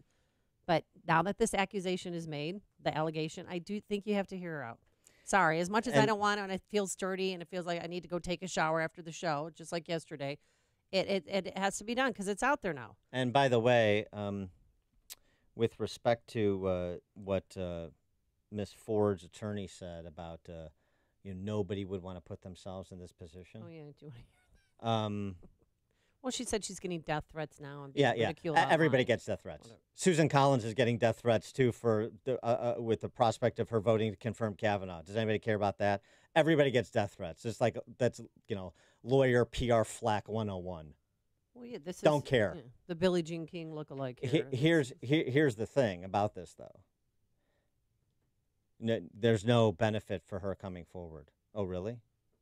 Was there benefit for Anita Hill, who subsequently taught at Berkeley and now is still at Brandeis? And, obviously... on the speaking circuit, too. She's still making money. Of course. Cause celeb of the left, and she has contributed to 60 Minutes and other television shows. So do you think Anita Hill was making that all up? Anita Hill? Yeah. Not credible. The more you listen, the more you'll know. This is Chicago's Morning Answer. Morning Answer on AM 560. The Answer. Your local 1-hour heating and air conditioning knows how miserable it feels when your AC goes out. You want it fixed fast, fixed right, and get a fast quote.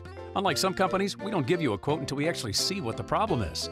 Then we'll give you our straightforward price and always stand by our work. Right now, get savings on any AC repair. Call 855-1-HOUR. Your comfort is just a call away. Call 1 hour. Terms and conditions may apply. Call for details. Independently owned and operated. Licensed in the respective state or county. The rapid evolution of technology and industrial robotic automation systems offers a multitude of solutions that give manufacturers a competitive advantage. From ergonomics, quality control, and the need to meet increased production goals, while improving the lives of everybody on the factory floor, industrial robotic automation can mean increased profitability and higher quality jobs. Matrix Industrial Automation has built a reputation as an industry leader in developing, building, and installing a wide range of turnkey robotic automation systems. Manufacturers big and small, local and worldwide, depend on Matrix to deliver the most optimal and robust industrial automation systems with improved ROI in mind. Nearly 2 decades of experience and hundreds of installed systems is why Matrix Industrial Automation, headquartered in Bartlett, Illinois, are the industrial automation experts. For information or to schedule a free automation consultation, visit matrixindustrialautomation.com or call 847-841-8260. That's matrixindustrialautomation.com. Balance of Nature's fruits and veggies in a capsule. I thought I had a sinus headache for a few days, but I had a massive brain aneurysm, hemorrhage of the brain, and a stroke. And I was on my deathbed. I was on a respirator in a coma for 35 days. And 3 months later, I came home in a wheelchair. I had double vision. I had to learn to walk again, to speak again. 1 and 1 is 2, write the alphabet. If I went out and did a little something, I'd come home, I'd be in bed. Now I'm up by like 5:30 in the morning, and I go to the gym.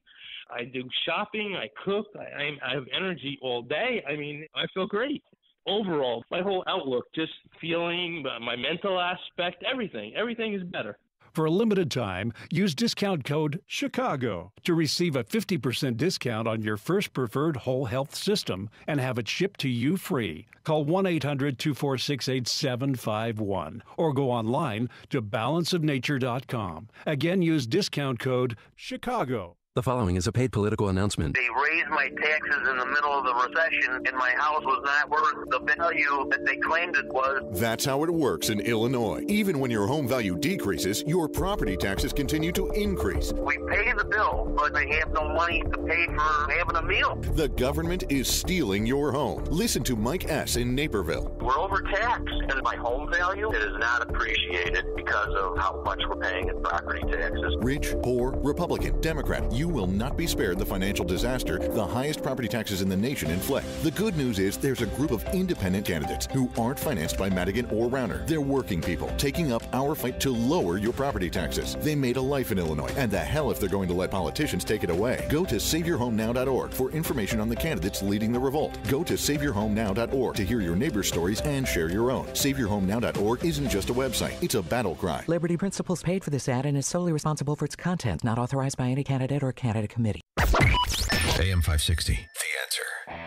Author and radio talk show host Eric Metaxas is coming to Chicago next week for a series of speaking engagements, including one at Judson University in Elgin. That's where we will be broadcasting live next Tuesday morning. And that same evening, Eric will be speaking at Emmanuel Lutheran Church in East Dundee at 7 p.m. He'll be signing copies of his book, Martin Luther.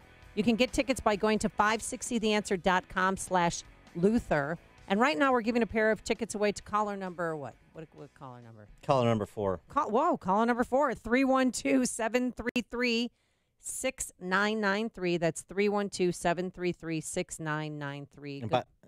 Go ahead. No, that's good luck to whoever wins the free tickets. Metaxas is great. For those not familiar with him, he has also written books on Dietrich Bonhoeffer and William Wilberforce, Amazing Grace, and Bonhoeffer. Excellent books. This is a erudite guy. He does a great series in New York called Mozart in the Park?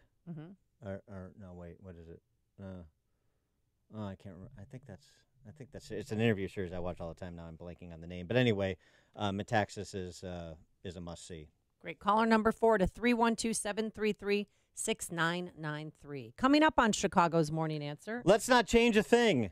Bill Daley 2019 at 6:36. But first, let's go into the newsroom. Here's Mike Scott. 72 degrees and right now fair skies in Chicago. The death toll from Hurricane Florence is going up. At least 32 have died since the storm hit the Carolinas last week. Senate Judiciary Committee members will hold a public hearing regarding sexual assault allegations against judicial nominee Brett Kavanaugh. The latest on the developing story in Washington from our reporter Mike Bauer. Palo Alto University professor Christine Blasey Ford is the woman who claims that she and Kavanaugh were at a high school house party in the 1980s when Kavanaugh, who she said had been drinking, pinned her to a bed and groped her in an effort to pull off her clothes. Senate Judiciary Committee Chairman Chuck Grassley said, anyone who comes forward as Dr. Ford has done deserves to be heard. And President Trump reiterated, even if it meant delays, we want to go through the process. That has D.C. insiders stating that anything less than a full investigation could run the risk of delegitimizing the Supreme Court. Mike Bauer, NBC News Radio. A sweeping bipartisan bill to fight the nationwide opioid crisis. It's on its way to becoming law. The Senate approving that bill on a 99-1 vote yesterday. Only Utah Republican Mike Lee voted against it. McDonald's workers are joining the movement, demanding an end to sexual harassment today. Workers are reportedly upset with McDonald's failure to address groping and other illegal behavior in restaurants nationwide. The Bears played stingy defense in a win over the Seahawks, 24-17, a victory on Monday Night Football. Mitchell Trubisky threw 2 touchdown passes to Trey Burton and Anthony Miller, and the Bear defense had 6 sacks and forced 2 turnovers. No one hurt this morning after a police vehicle was struck by gunfire on Chicago's northwest side.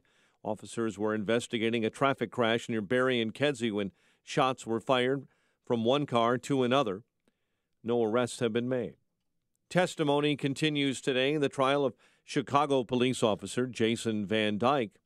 The mother of a CPS student is accusing the district of ignoring complaints that her son was sexually abused by a classmate at a Southwest Side elementary school.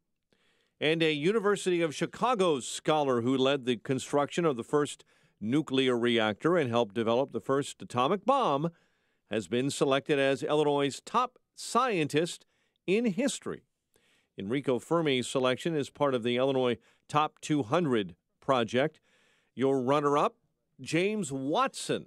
He helped discover the shape of DNA molecules, which paved the way to other groundbreaking discoveries about genes. Cubs beat the Diamondbacks 5-1 in Phoenix. White Sox open up a 3-game set with the Indians tonight, and the Blackhawks begin the NHL preseason tonight on the road in Columbus. The news is a service of InvisibleFence.com.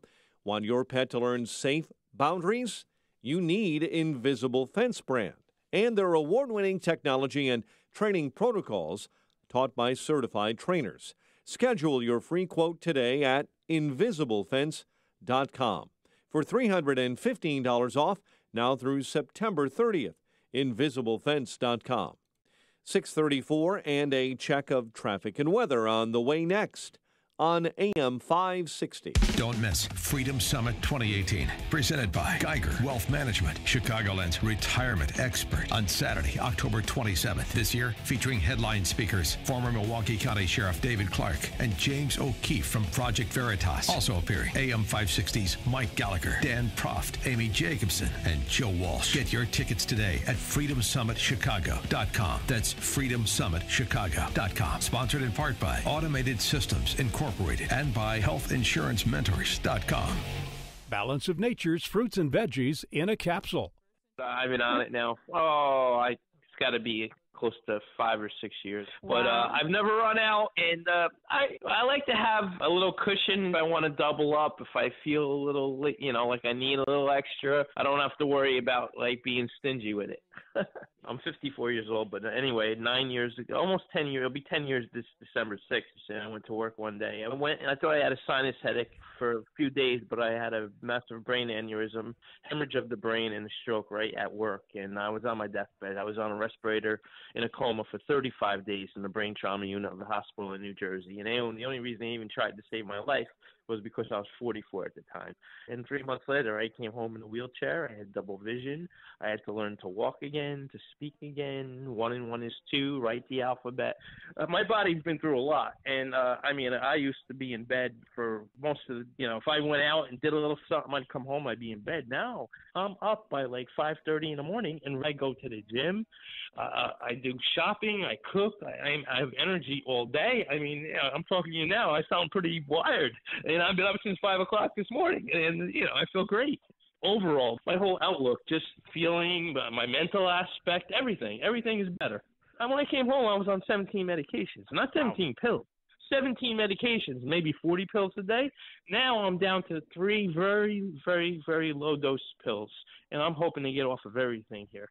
Where I was to what I am now, it's unbelievable. I'm so blessed. So you're speaking to literally a miracle. For a limited time, use discount code CHICAGO to receive a 50% discount on your first preferred whole health system and have it shipped to you free. Call 1-800-246-8751 or go online to balanceofnature.com. Again, use discount code CHICAGO.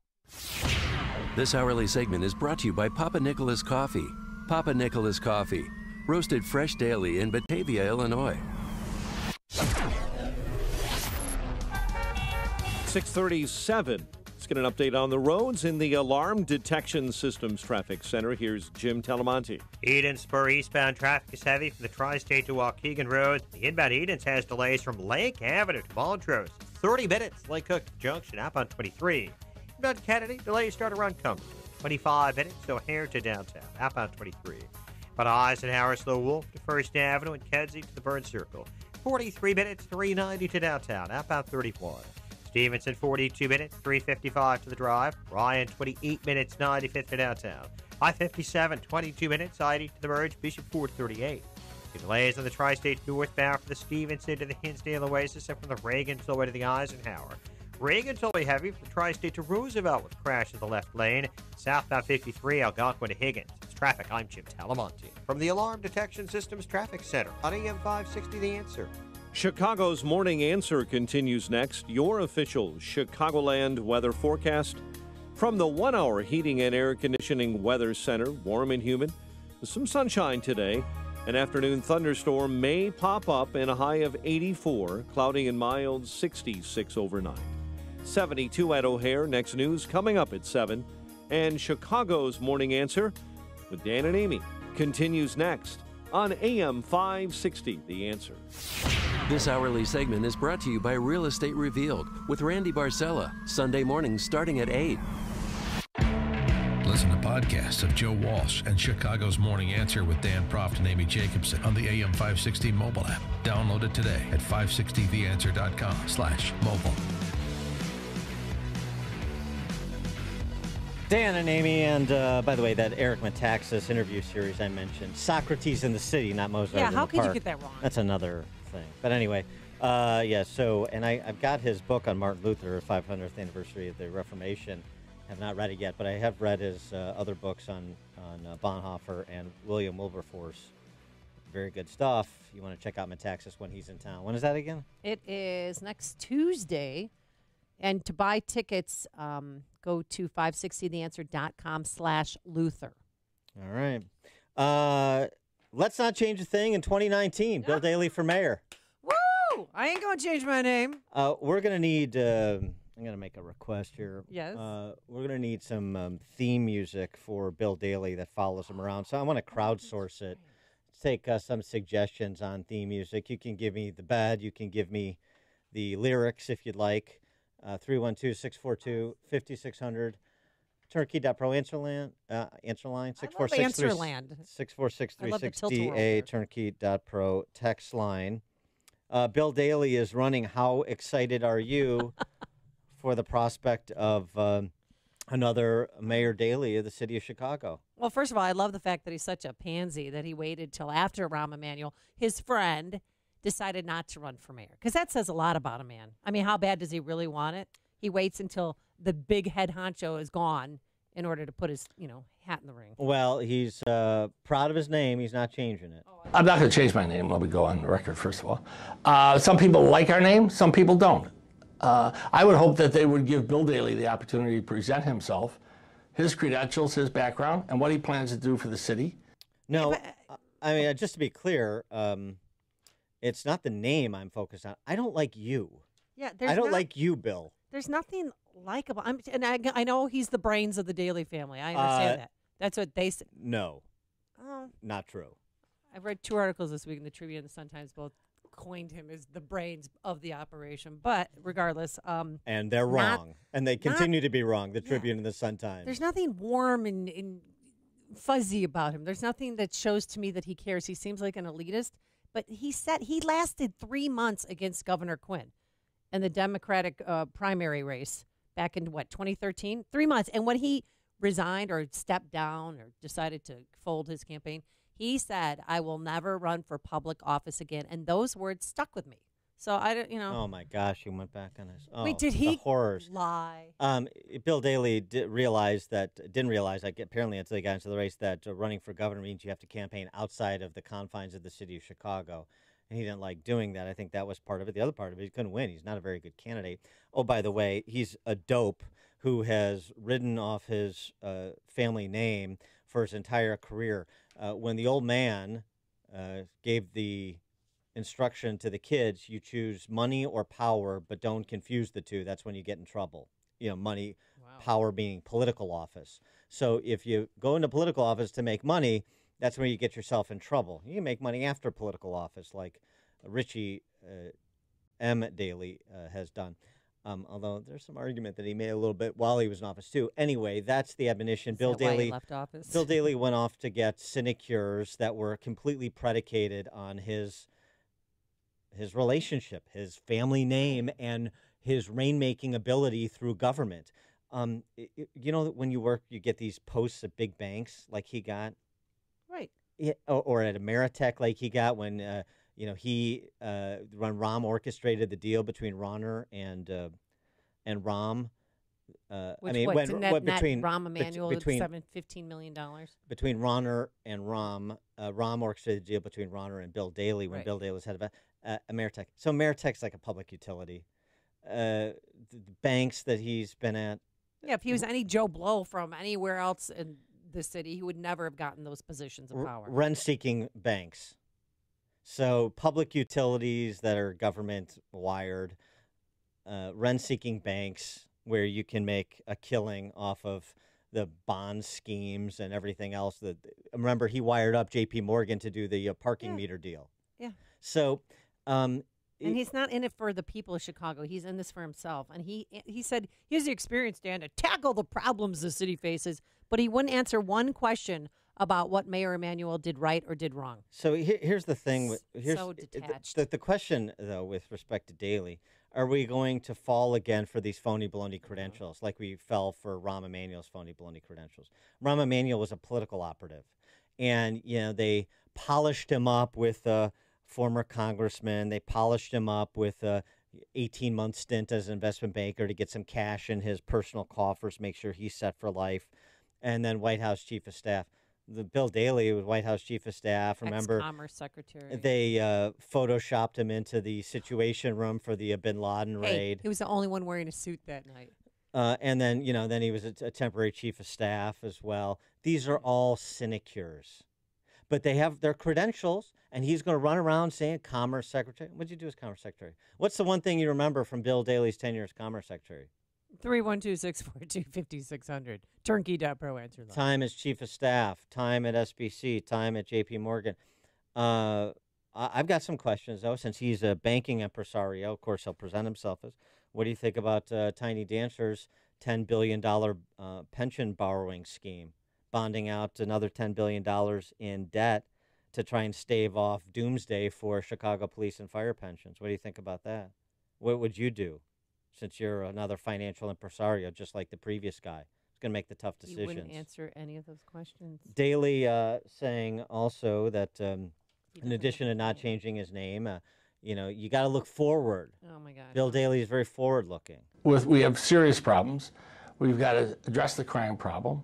We've got to make the city more affordable, and we've got to make it stronger economically. But this election is not about the last 8, the last 40. It's about the next 4 years. Yeah, look, forget about what's happened in the last 40 years and who's responsible. We're starting anew today. Oh, yeah. With somebody who's been part of it for the last 40 years. My question is, how long is he going to last? I mean, we've known for 4 days he's going to run, but I don't think he's going to last. I'm sure it'll have a lot to do with how he polls.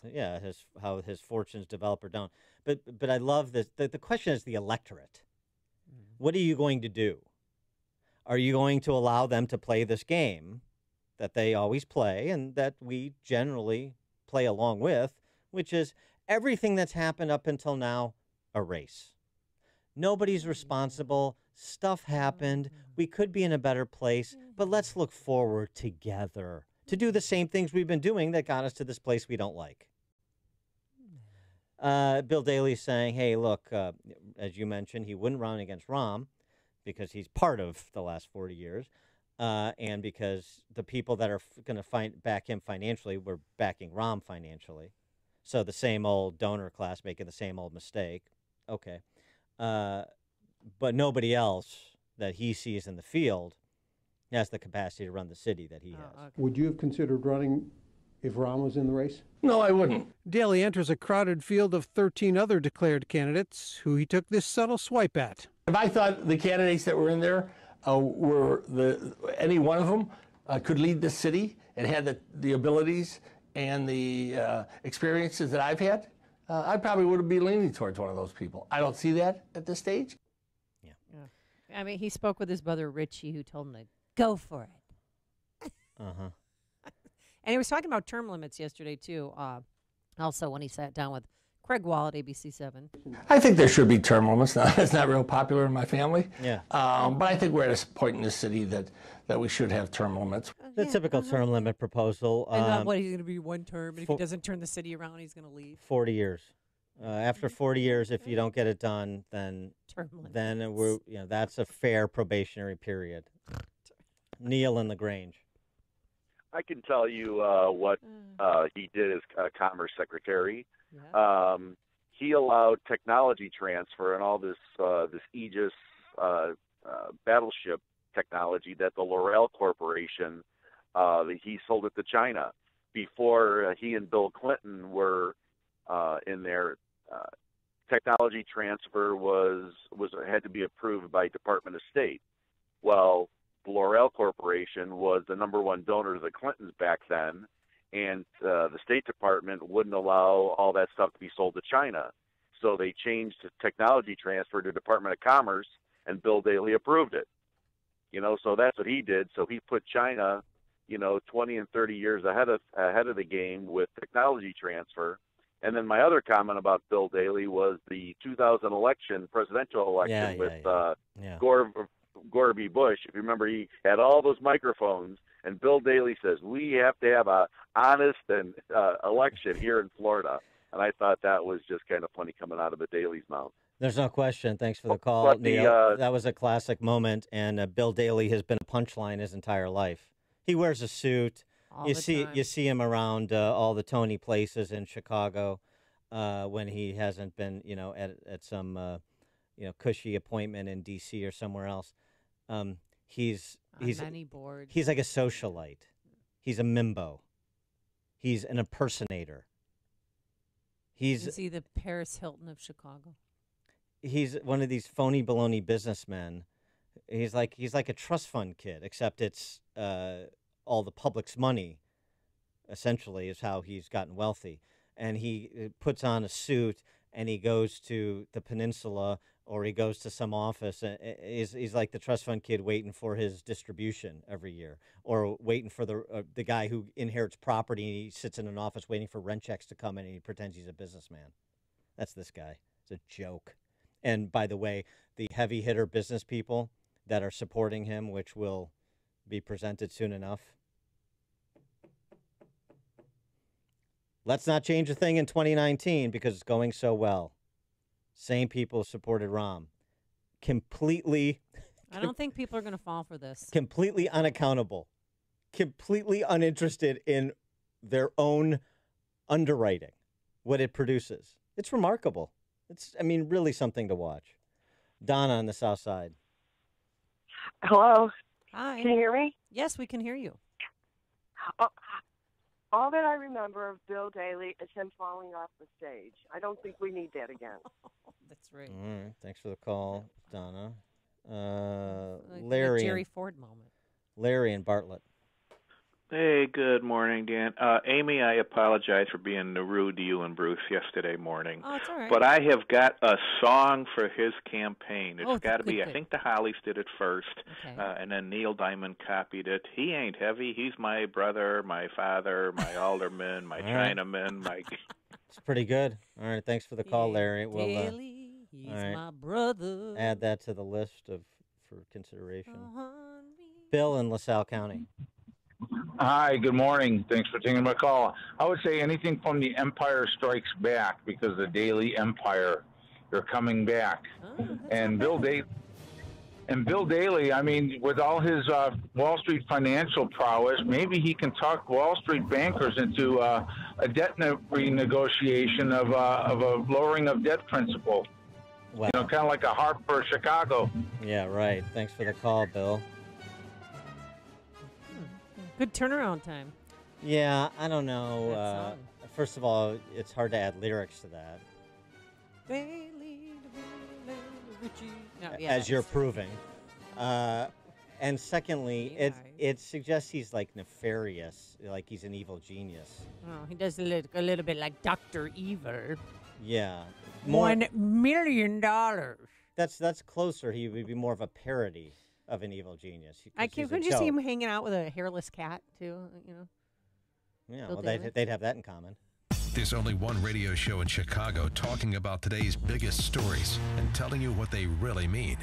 That show is this one, Chicago's Morning Answer on AM 560, The Answer. I'm Lou Dobbs. President Trump favors an end to a gag rule for pharmacists. Nearly 1 in 11 students say they've used marijuana and electronic cigarettes. Those stories next. Hey guys, Ken here from the hit podcast Today's Growth. Who would win a 3-mile bicycle race, an 11-year-old girl or last year's winner of the Tour de France? It all depends on the bicycle. It depends on their vehicle. Both on a 10-speed and the pro racer is going to win every time. But put the racer on a tricycle and the 11-year-old wins every time. You see, it's not the driver, it's the vehicle. When it comes to generating revenue, it's exactly the same. If you have a job or a small business, you are riding a tricycle. You can only go so fast. If you need to make up lost ground, it's not going to happen on a tricycle. No matter how fast you pedal, it's simply not going to win the race. Why do many people with no schooling and no advanced degree often become very wealthy? Simple. They choose to only ride 10 speeds. When it comes to helping people create their next revenue model, both Forbes and Inc. recommend Income Store as a can't miss when it comes to putting people on a 10-speed. Could your household or business use an additional revenue model that doesn't solely depend on you?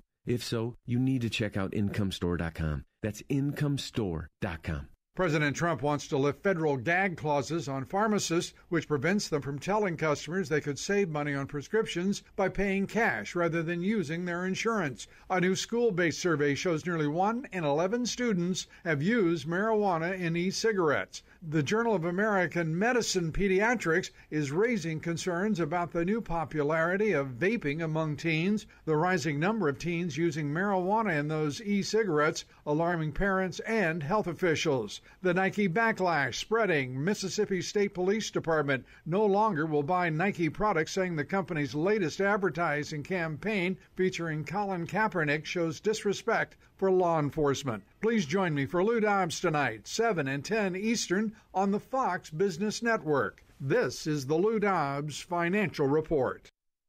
If you're interested in securing a reverse mortgage loan to purchase a new home, then you need to call the reverse mortgage loan experts at Team Hochberg. Today, meet the Smiths, who had a reverse mortgage loan on the house they sold, so they naturally inquired about securing a reverse mortgage loan on their new house. The Smiths could easily buy their new house with cash, but secured a reverse mortgage loan because it was in their financial best interest to invest the cash instead of not having a mortgage. In addition to investing the money, the Smiths won't have a mandatory mortgage payment and will defer their mortgage payment. Now, if you're at least 61 and a half and would like to learn how you can purchase a house with a reverse mortgage loan, then call the reverse mortgage loan experts at Team Hochberg. 312-751-1333. Team Hochberg has helped thousands of AM 560 listeners, but they can't help you if you don't call. 312-751-1333 or visit am560david.com. Pearl Mortgage, Equal Housing Lender, Illinois Residential Mortgage Licensee 4358, NMLS 19186. Hey, join the Heartland Institute and me on Friday, October 26th for the 34th anniversary benefit dinner at the Cotillion in Palatine. I will be your MC, and the featured speaker will be Judge Andrew Napolitano from the Fox News Channel. Judge Napolitano is nationally known for watching and reporting on the government, and his no-holds-barred, hard-hitting commentary on government overreach and the abuse of our rights. Register today to reserve your VIP tickets or a whole table and meet Judge Napolitano.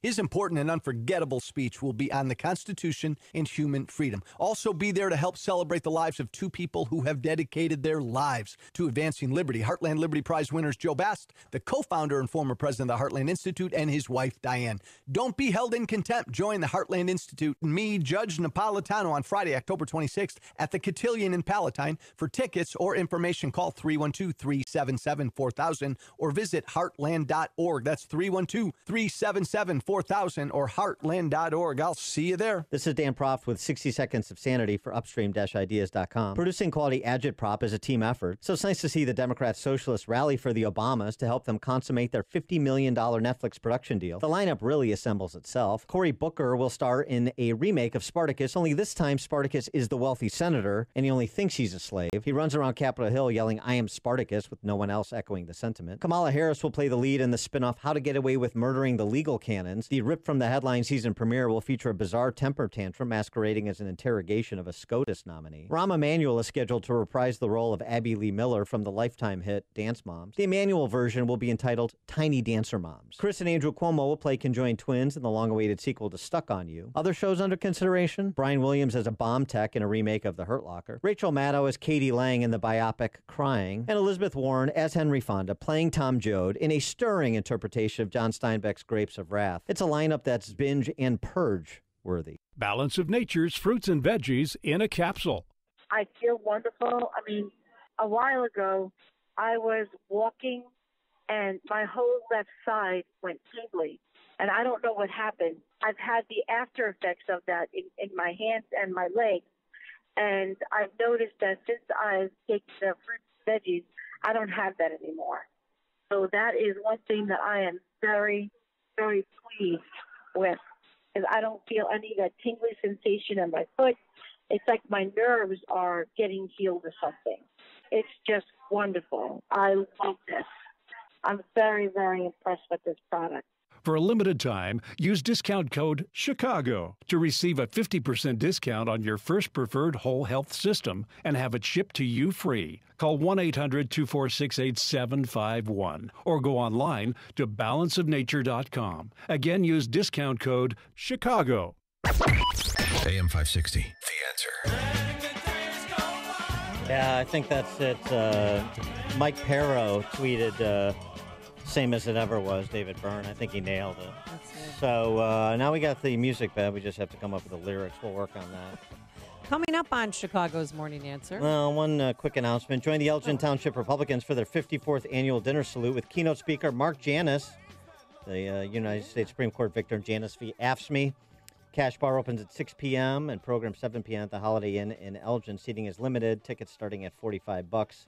Go to canegop.org, canegop.org. That's coming up, the 54th annual salute dinner, Elgin Township Republicans. And coming up on Chicago's Morning Answer.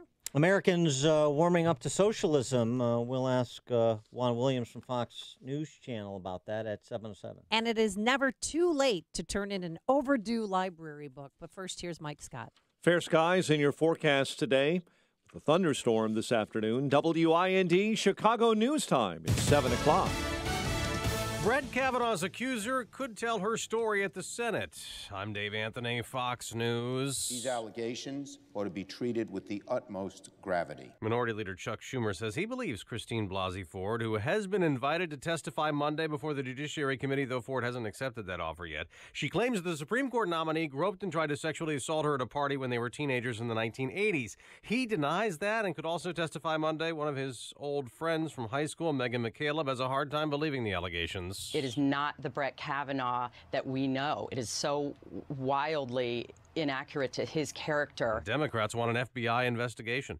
President Trump has done something Democratic House Leader Nancy Pelosi calls desperate and dangerous, ordering declassifications in the Russia probe he calls a witch hunt, including the now infamous application used to get surveillance approved on ex-Trump campaign advisor Carter Page. As well as all text messages related to Russia without redactions from former FBI Director James Comey, his deputy Andrew McCabe, or as well as former FBI agent Peter Strzok and former FBI lawyer Lisa Page. Fox's Catherine Herridge. Some rivers keep rising in the Carolinas, where roads remain underwater. Some communities badly flooded, like Pollexville. Our little town will never be the same again. Hurricane Florence also hit Wilmington hard. Fox's Evan Brown's there live. Yeah, Dave, the Army got through flooded highways delivering tarps, water, and food to this now isolated city. Woody White is the Hanover County Commissioner Chairman. I'm sure they're MREs and food that's easy for people to eat without power and without cooking and things like that. They've got enough to feed everyone for a few days. More is readily available, but retail stores are reopening. Meanwhile, the Cape Fear River is expected to crest today, and that could bring more flooding to residential communities and the city's downtown area, Dave. And Florence is blamed for 32 deaths in 3 states. This is Fox News. Fair and balanced. Skies are fair. We have 69 degrees at 7:02 on AM 560. The Answer, good morning.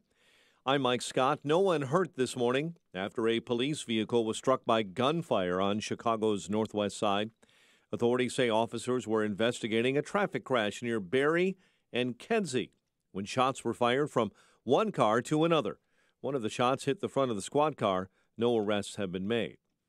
Bears play stingy defense in a 24-17 win over the Seahawks on Monday Night Football at Soldier Field. Bears had 6 sacks, forcing 2 turnovers. Bears QB Mitchell Trubisky had 2 touchdown passes in the win. I feel like I was better at that this week, just staying in the pocket, getting the ball out quick. O-line did a fantastic job all night, giving me time when I needed it, and just finding those receivers. The Bear QB, 25 of 34 for 200 yards, 2 touchdowns and 2 INTs. The mother of a CPS student is accusing the district of ignoring complaints that her son was sexually abused by a classmate at a Southwest Side elementary school.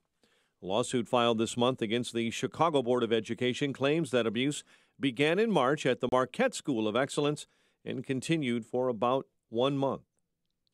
Authorities have identified the elderly woman killed in a condo building in a fire in Des Plaines as Hilda Edelman. Edelman was found unresponsive Sunday inside that building that caught fire on Landings Lane in unincorporated Maine Township. Students in Peoria this morning will be getting good news. They're getting out a bit early this week because of the heat. School districts in and around Peoria and much of central Illinois will be dismissing school 1 hour early today, tomorrow, and Thursday as temperatures in the center part of the state top out in the mid-90s. Cubs beat the Diamondbacks 5-1 in Phoenix. Home runs, 2-run home runs for Javi Baez and Chris Bryant. White Sox open up a 3-game set with the Indians tonight, and the Blackhawks open the NHL preseason on the road in Columbus. The news is a service of Compassion International. You can't change the whole world, but you can be part of the change in the world for a child living in poverty by becoming a Compassion International child sponsor. Choose a child to sponsor now at compassion.com/radio, compassion.com/radio. 7:04 and a check of traffic and weather on the way next on AM 560. Risk mitigation is an important consideration that smart companies pay attention to in today's complicated business climate. Some of the greatest risks occur when your company hires new employees or when you execute new business financial relationships. When your company hires, leases, or conducts financial transactions, decisions are critical. That's why veteran-owned and operated Global Verification Network is a company you should know. Startups to Fortune 100s trust Global Verification Network, and so should you. They're a background screening and investigative services company dedicated to expert, timely, and affordable background screening services for employment, tenant screening, and business due diligence. Global Verification Network is headquartered in Chicagoland, a federally recognized veteran-owned small business, and never offshores data like many competitors. To request your company's risk analysis without obligation or cost, visit mygvn.com or call 877-695-1179 or online at mygvn.com. Global Verification Network, the risk mitigation experts, 877-695-1179. Dr. Bob Arnott for Salonpas. I'm training for the world's most grueling paddleboard race. 32 miles of open ocean, high winds and surf. Naturally, I get a lot of muscle pain. 50 years in medicine has taught me what to look for in a pain reliever. Powerful, targeted, non-addictive, and available without a prescription. I found it in Salonpas Lidocaine Plus. It has 2 powerful anesthetics that numb nerves right where it hurts. Salonpas gives me relief. When working at a growing business, you wear many hats. The new business hat, the buying toner for the copy machine hat, the sifting through tons of resumes hat. You can throw away that last hat thanks to Indeed.com. When posting your job, Indeed lets you add screener questions that give you a less time-consuming route to your short list of qualified candidates. So go ahead, dust off that extra long lunch hat. Hiring's better when you've got your short list. Save time on hiring when you post a job on Indeed. Get started today at Indeed.com/hire.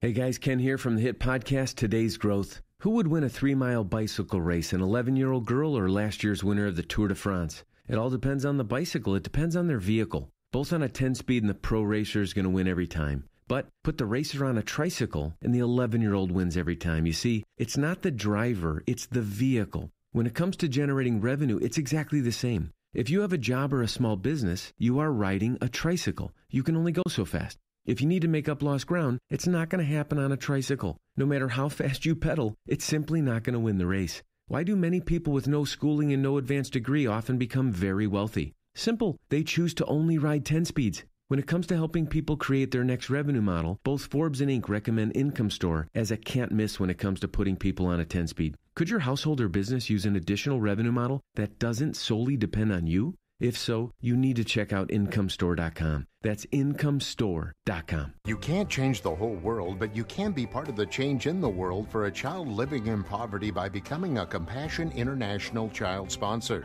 You can choose a child to sponsor now at Compassion.com/radio. That's Compassion.com/radio.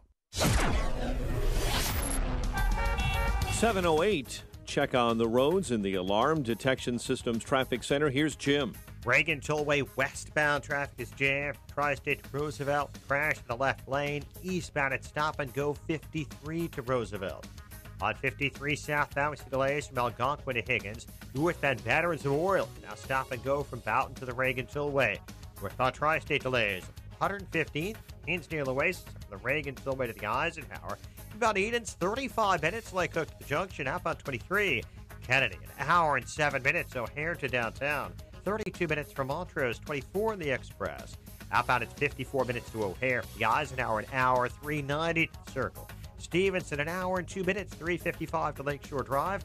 Ryan, 30 minutes, 95th to downtown. It's traffic. I'm Jim Talamonte from the Alarm Detection Systems Traffic Center on AM 560 The Answer. And Chicago's Morning Answer continues next. Your official Chicagoland weather forecast.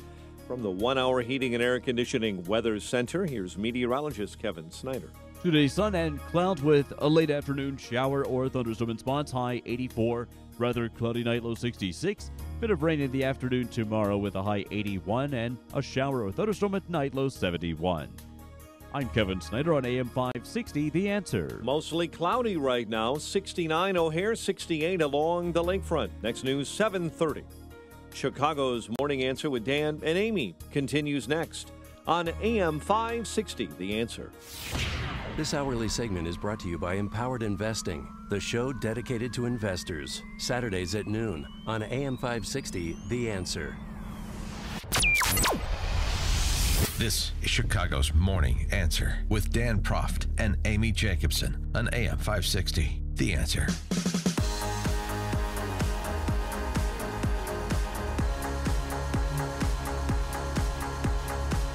Top of the morning, Dan and Amy. I'll tell you what, Democrat Socialist it girl, Alexandria Ocasio-Cortez, she can't talk enough. Please continue interviewing her as long as she'll do those interviews, as long as she'll allow reporters into her town halls, having to reverse that policy. Yeah, did you see her around with Jake Tapper? Oh, my gosh, she made her look like a fool. Well, she made herself, I think, look like a fool. Why? There's no plan how to pay for all this. It's real simple. She's got $40 trillion in additional spending she'd like to do over the next decade. She's got $2 billion in tax increases. She says we'll finance it. Is the money fairy going to come and just hand it over to her? That's what Jake Tapper asked Ms. Cortez when she appeared on his program. Your platform has called for various new programs, including Medicare for all, housing as a federal right, a federal jobs guarantee, tuition-free public college, canceling all student loan debt. According to nonpartisan and left-leaning studies friendly to your cause, including the Center on Budget and Policy Priorities or the Tax Policy Center, the overall price tag is more than $40 trillion in the next decade. You recently said in an interview that increasing taxes on the very wealthy plus an increased corporate tax rate would make $2 trillion over the next 10 years. So where's the other $38 trillion going to come from? Well, one of the things that we need to realize when we look at something like Medicare for All would save the American people a very large amount of money. And what we see as well is that these systems are not just pie in the sky. Many of them are accomplished by every modern civilized democracy in the Western world. The United Kingdom has a form of single-payer health care. Canada, France, Germany. What we need to realize is that these investments are better and they are good for our future. Mm-hmm. So Jake Tapper tried again. You say it's not pie in the sky, but $40 trillion is quite a bit of money. And the taxes that you talked about raising to pay for this, to pay for your agenda, only count for $2. And we're going by left-leaning analysts. Right. Well, when you look again at how our health care works, currently we pay much of these costs go into the private sector. So what we see is, for example, a year ago I was working downtown in a restaurant. I went around and I asked how many of you folks have health insurance. Not a single person did, because they would have had to have paid $200 a month for a payment for insurance that had an $8,000 deductible. What these represent are lower costs overall for these programs. And additionally, what this is a broader agenda. We do know and we acknowledge that there are political realities. There we go. And she prattled on for another 40 seconds. So Jake Tapper just gave up and said, maybe we'll try the next time you're on. I'll tell you who may be able to help her remember those talking points from the Marks Engels Reader. Our next guest, Juan Williams. He's Fox News contributor, columnist for The Hill. His latest piece, America Warms Up to Socialism. Juan, thanks so much for joining us. Appreciate it. My pleasure. Good morning. Good morning. So, Alexandria Ocasio-Cortez, America might be warming up to socialism, but I don't know if that the Alexandria Ocasio-Cortez elevation really serves Democrats electorally. in the short term. What do you think? I think it serves Republicans. I'm listening to how not only you, but I think people are beating up on her left and right. She's had difficulty answering questions about she doesn't know anything between the Israelis and the Palestinians.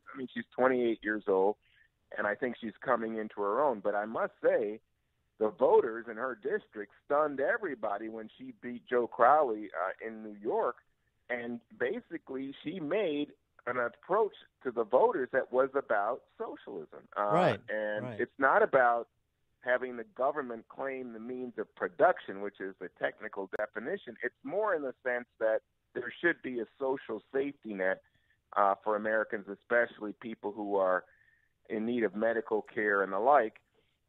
But if you look at this, and this is why I wrote the column for The Hill, if you look at it across the board in terms of college tuition and college debt being a problem for people, in terms of health care, in terms of minimum wage issues, the American people, not just Alexandria Ocasio-Cortez, tremendously support these programs. And so they think that, as Bernie Sanders has said, in the past, what you get is a system that benefits the rich but has neglected the poor. And so the working man, the middle-class American, should have a chance at a decent life in this country.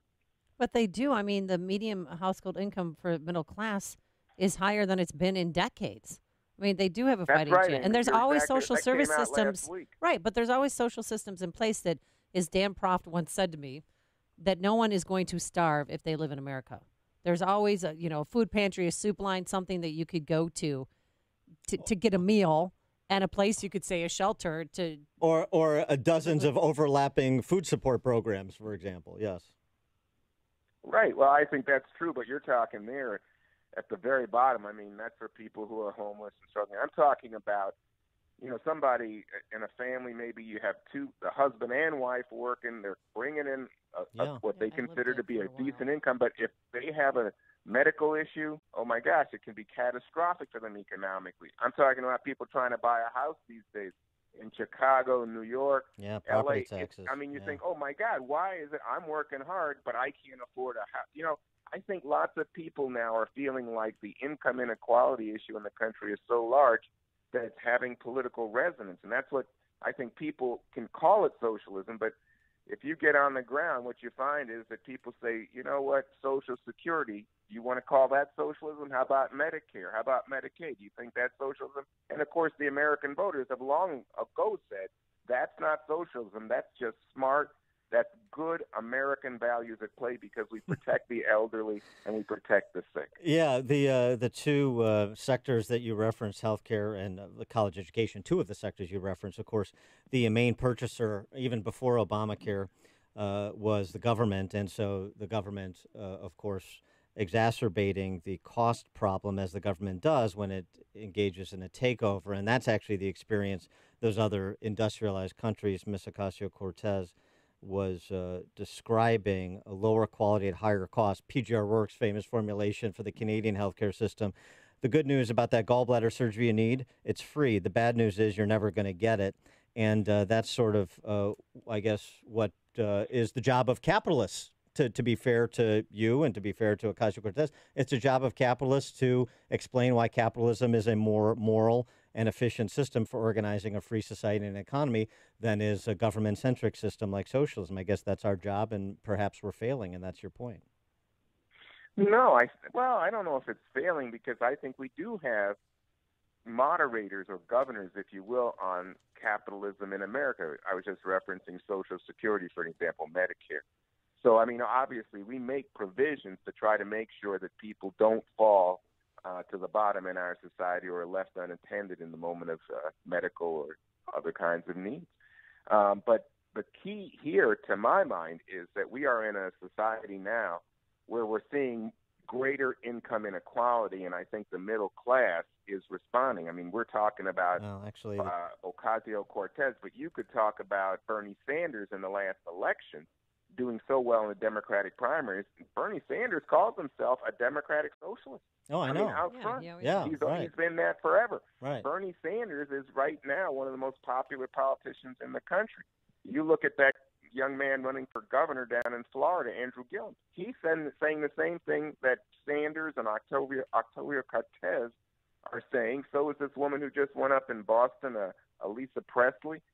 So I think that you have to understand that what you might technically caricature as, oh, they're giving over government control, that's not what people are saying in the polls. They're saying, you know what, we just feel like the country right now is not looking out for the middle class, not looking out for me and my family. Yeah. And I think that's something that you're going to see more and more people, left and right, have to deal with as we see rising income. Are they not aware of what's going on in Venezuela? I mean, it's not and how well, that's extreme more like socialism? actual socialism. Okay, so democratic socialism is socialism light? We're slow walking it. Oh, slow playing it. Yeah. Okay. I mean, but you think we're on the path to that, huh? Well, I mean, we got what do we have? $80 trillion in unfunded liabilities in a $4 trillion annual budget. I mean, well, you tell me. Obviously, we just had a tremendously large tax cut for the big corporations. I'm sorry. Everybody got a tax. I'm sorry. That $80 trillion hasn't piled up over the last 18 months, Juan. Let's get serious. We added to the debt with the tax cut that we just provided, right? But the tax cut, it's never on the spend side. Disproportionately benefited the rich and the big corporations. Never on the spend side. The middle class. But the Gini coefficient, by the way, is static. But I want to move on though. Another question that's midterm related. Maxine Waters, she's impeachment all the time. There, no justice, no peace. Maxine. She also said that Trump is is using her, is attacking her for her incessant talk about impeachment as a way to motivate his base voters who don't like black people anyway. Do you think that's a fair statement from Maxine? I think Maxine Waters has become the face of the impeachment thing. I mean, when she talks about impeachment, I see that it gets picked up and it reverberates in the conservative media bubble, but I don't know. To me, when she was on with Joy calls Reid. People, I'm sorry. She was on with Joy Reid. It's not like she's just within the conservative bubble. She's being elevated by the media. It gets picked up and repeated as if Maxine Waters is, the leading Democrat in America. So, I mean, to me, the problem here is when the president goes after black women. Is it Maxine Waters? Is it when he called, a dog to Omarosa? I mean, these kind of things are offensive. Okay, so that's fine. So stipulated. Now, what about Maxine Waters' statement? Well, I say he repeatedly goes after her. He calls her low intelligence and all the rest. I mean, if he wanted she's to not say to blame for her Maxine actions? Waters is wrong, fine. But I think that when you get personal, I mean, I've had people say to me, he gets personal and he bullies everybody.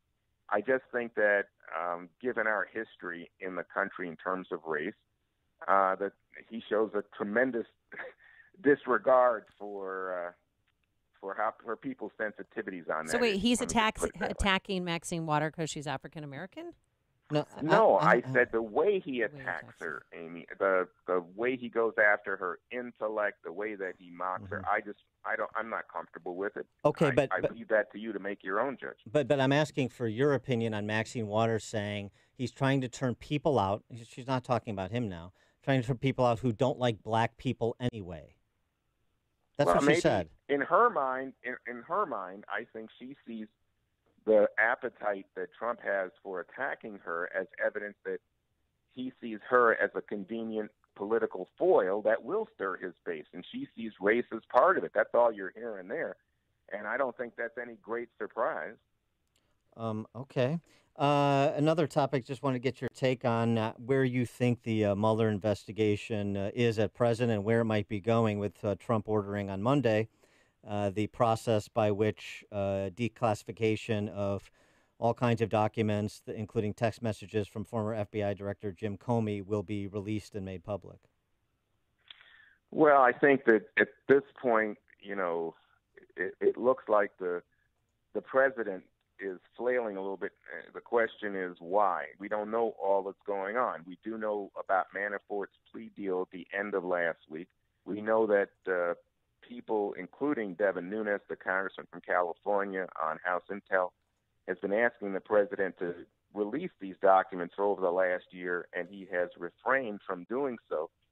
I know the intelligence agencies don't think that it's proper to ever release a FISA document because you're indicating to the entire world, including your enemies, some of your sources of information and the way that your methods and strategies, as well as your informants. So they don't like it. So the president didn't do it, but now he's doing it. I don't know if that means he feels like things are coming to some kind of deciding point. We're crossing a bridge. Is Mueller getting closer to something?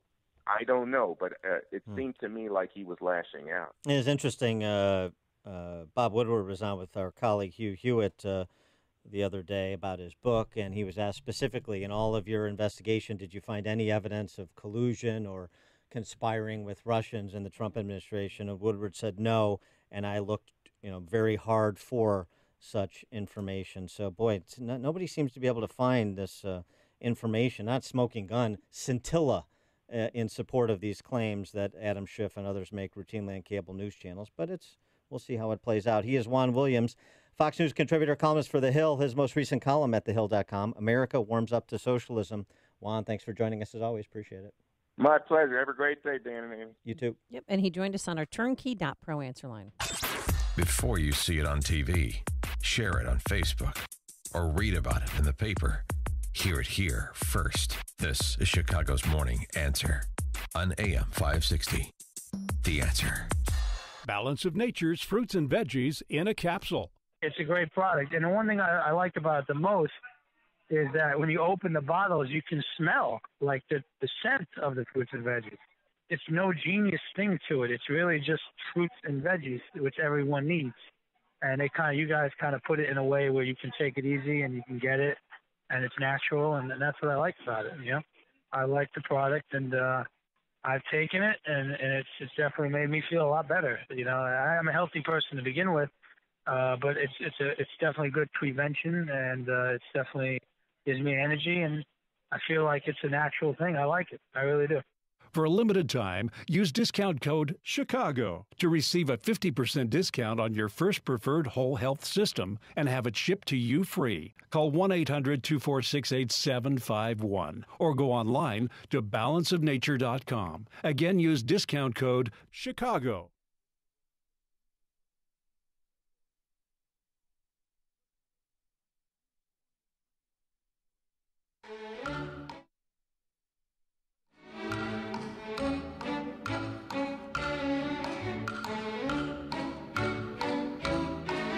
Now, a live read from Dan Proft. Or maybe not. Maybe. Fall is here, and so are those weekend cleanup projects. It's also the perfect opportunity to get organized with StoreLock Modular Systems, the best tool cabinet you'll ever buy. StoreLock makes it easy and simple. It's fully assembled when it ships, so you can get organized fast.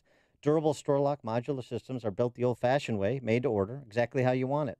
Order your custom system that's powder-coated in-house in any color you want. They're 100% crafted in the USA and feature dividers, liners, and layouts, all made with quality materials, including steel ball bearings and heat-treated steel rollers. StoreLock is so strong that each drawer holds up to 400 pounds. StoreLock fits any home or business and will last a lifetime with its 55-year top-to-bottom warranty. Order today and receive your system in about 4 weeks. Call 1-800-STORELOCK.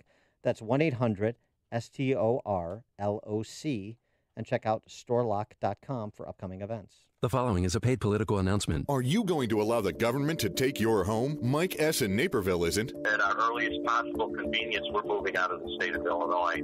Neither is Russell O. in Des Plaines. I'm selling my home and going someplace that I can live without being taxed out of my property. Illinois has the highest property taxes in the nation. It is a slow-motion government seizure of your home. My investment in my home was a bad investment. Rich, poor, Republican, Democrat, you will not be spared the financial disaster the highest property taxes in the nation inflict. The good news is there's a group of independent candidates who aren't financed by Madigan or Rauner. They're working people taking up our fight to lower your property taxes. They made a life in Illinois, and the hell if they're going to let politicians take it away. Go to SaveYourHomeNow.org for information on the candidates leading the revolt. Go to SaveYourHomeNow.org to hear your neighbors' stories and share your own. SaveYourHomeNow.org isn't just a website, it's a battle cry. Liberty Principles paid for this ad and is solely responsible for its content, not authorized by any candidate or candidate committee.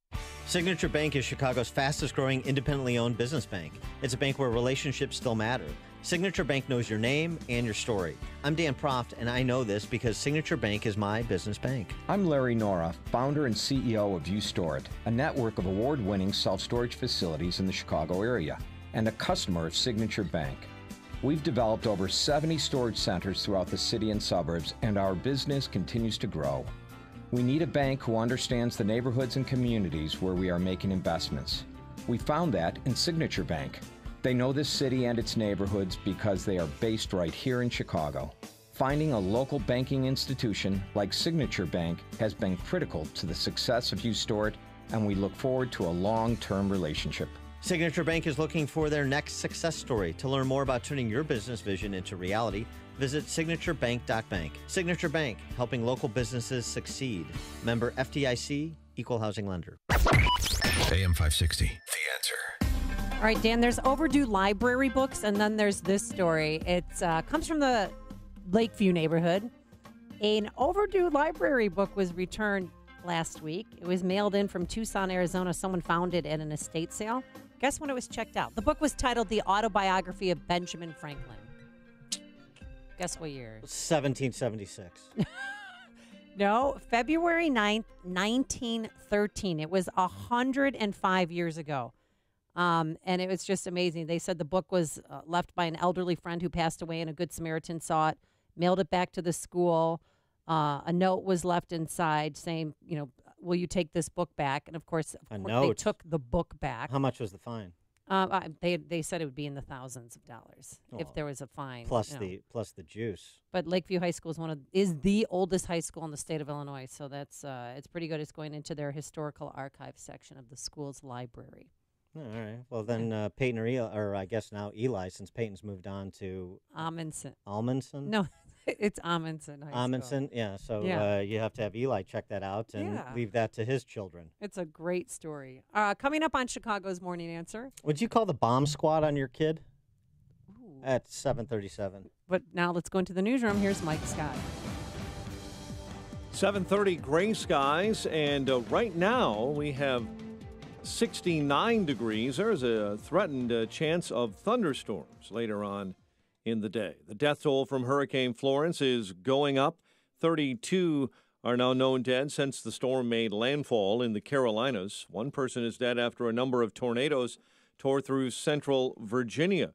Videos have been circulating on social media from those in Chesterfield County who saw the incredible destruction. Oh, dude, it's ripping that thing apart. Homes were being torn apart by at least 2 tornadoes in Chesterfield County, caused by the remnants of Hurricane Florence. President Trump says it's ridiculous to suggest that Brett Kavanaugh withdraw his Supreme Court nomination. Kavanaugh has denied sexual assault allegations from more than 30 years ago. But with all of it being said, we want to go through a full process. I have great confidence in the U.S. Senate and in their procedures and what they're doing, and I think that's probably what they're going to do. They'll go through a process and hear everybody out. At the White House yesterday, the president did blame Democrats and said they should have released information much sooner. A 22-year-old man this morning is charged with first-degree murder in the death of a former Iowa State golf star. The body of 22-year-old Celia Barquin Arazamina was found on a golf course in Ames, Iowa yesterday morning. Bears played stingy defense in a win over the Seahawks on Monday Night Football at Soldier Field, 24-17. No one hurt after a police vehicle was struck by gunfire on Chicago's northwest side. Officers were investigating a traffic crash last night near Berry and Kedzie. No arrests have been made. A Southern Illinois judge is ordering a do-over in the case of an SIU student who died in Carbondale after a fight back in 2014. Yesterday, the judge vacated Gagey Bethune's murder conviction, ordering a new trial. A jury convicted Bethune back in June for the murder of Chicago-area SIU student Pravin Varughese. Prosecutors say the two fought. Varughese ran and later died from exposure in the woods. Bethune is free while the court sets a new trial date. Cubs beat the Diamondbacks 5-1 in Phoenix. White Sox open a set with the Indians tonight And the Blackhawks are on the road in the NHL preseason in Columbus. The news is a service of the Crohn's and Colitis Foundation. The Crohn's and Colitis Foundation of America invites you to take steps for cures at a walk event near you. Support the 1.6 million Americans living with these diseases. Get started at cctakesteps.org. 7:33 and a check of traffic and weather on the way next on AM 560. Dennis Prager always wants the truth. Other than improving, how has the United States changed since Donald Trump became president? Tell me a way in which it has become worse. They make up lies. There's more racism, there's more anti-Semitism. It's all lies. You know that in your own life. They make up things. They just make up things. They have to, because leftism is total myth. The Dennis Prager Show. Weekdays at 11, right before Sean Hannity at 2 on AM 560. The Answer. On AM 560, The Answer, we talk about the important issues that affect your world. Things like the economy, education, and foreign policy. There's always so much going on in the news that we don't always have the time to focus in and talk about the big ideas behind the important issues. Enter Upstream Ideas online at upstream-ideas.com. Upstream Ideas, in partnership with the Illinois Opportunity Project, provides the kind of information that informs the policy discussions happening here on AM 560. At Upstream Ideas, you'll broaden the debate, move beyond partisan assumptions, and challenge accepted beliefs. Upstream Ideas goes against the current and thinks upstream. Go online now at upstream-ideas.com. That's upstream-ideas.com. You'll be armed with new information and fresh perspectives to help encourage you to make the state of Illinois and the United States of America a bit freer, a bit more just, and a bit more civilized. Upstream-ideas.com. Have you ever dreamed of going to Bible college or being trained for ministry? Have you been looking for a college that balances grace and faith? Well, Charis Bible College has over 60 locations worldwide that will prepare you to step into the purpose and calling that God has for you. A journey begins with a first step.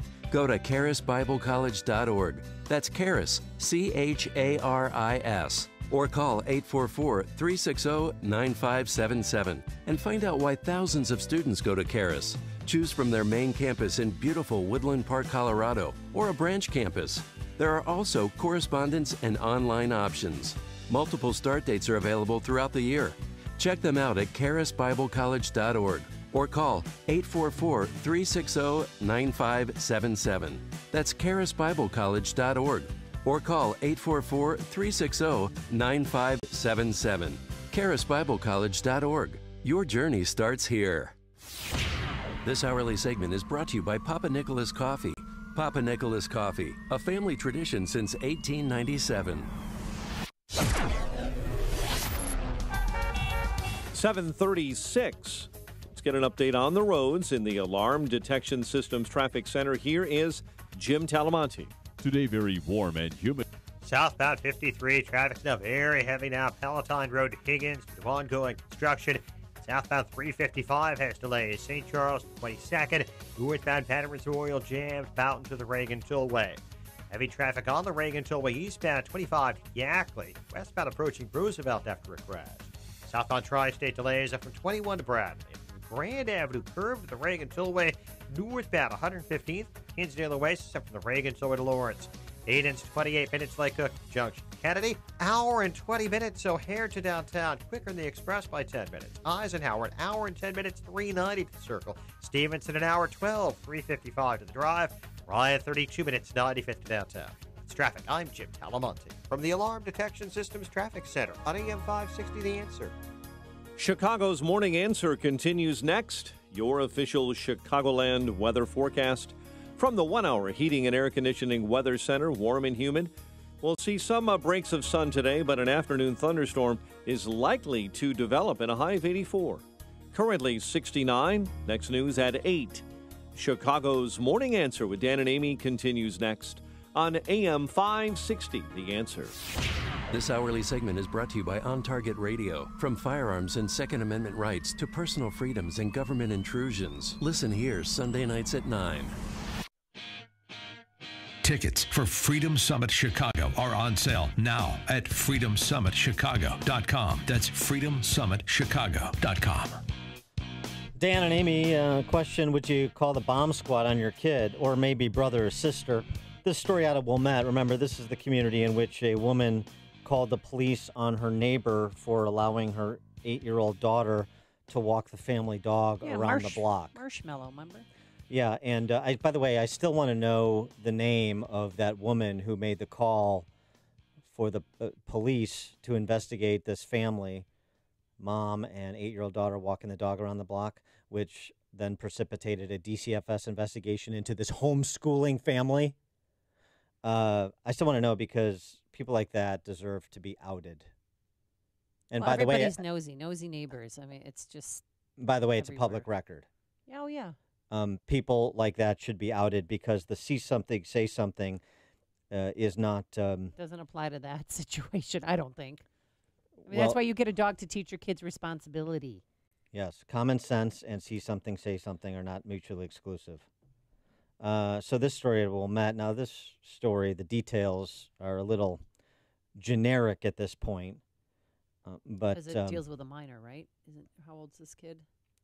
junior high school. Here's the story. A Wilmette junior high school student was discovered by a family member as having a loaded firearm or firearms in his bedroom. And, well, I'm saying his. It's the child, right? They're gender neutral here. In his bedroom, and also allegedly some bomb-making materials. So the family member called the police on this junior high school student.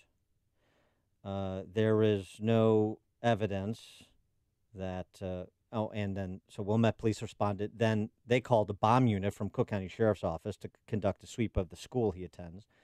There's no indication of a threat against school or staff, said the Wilmette police. The superintendent of District 39 said no direct threat to the school. And the school this happened over the weekend. School opened normally on Monday. 2 handguns, a shotgun, and explosive-making materials were recovered, but the police said no functional bomb was found. The mother of the 13-year-old found the weapons in her son's bedroom. The firearms were legally owned by a family member. No arrests have been made. No citations have been issued in connection with the event. And Wilmette police officers said they took the boy not into custody, but to a secure facility for treatment. What does that mean? Well, it's a good question. I don't know what the answer to that is. A secure for treatment. So there's no threats. He had 2 handguns, and a shotgun in his And bomb-making materials. his room. Well, explosive bomb-making materials. I'd like some more specificity there, but okay. Concern. In that instance, would you call police and turn the kid over to police and the Cook County Sheriff's Office bomb squad, or would you handle that yourself? Now, again, we don't know the details, so I don't know. We don't know what the status of this teenager is. Does he have other behavioral problems? Have there been past incidents? Do the parents feel like they can't oversee, control, they need help? If that's the case, then okay, that's legitimate.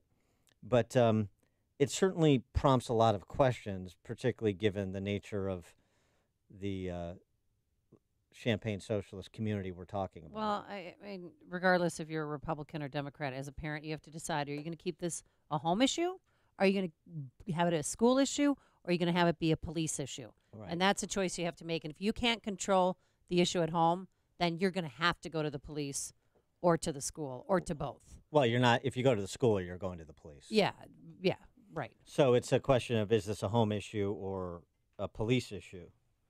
And so I think the mother did the right thing. I applaud her because you've got to have a lot of courage to come forward and turn your son in, because you don't know exactly what's going to happen to him, what they're going to do to him, because that's a felony. I mean, and then also, too. I'm sorry. No, it's not a felony. It's not a felony? If he's possessing weapons and bomb-making materials? Family members legally owned right. the items. But what about the bomb-making materials? What about them?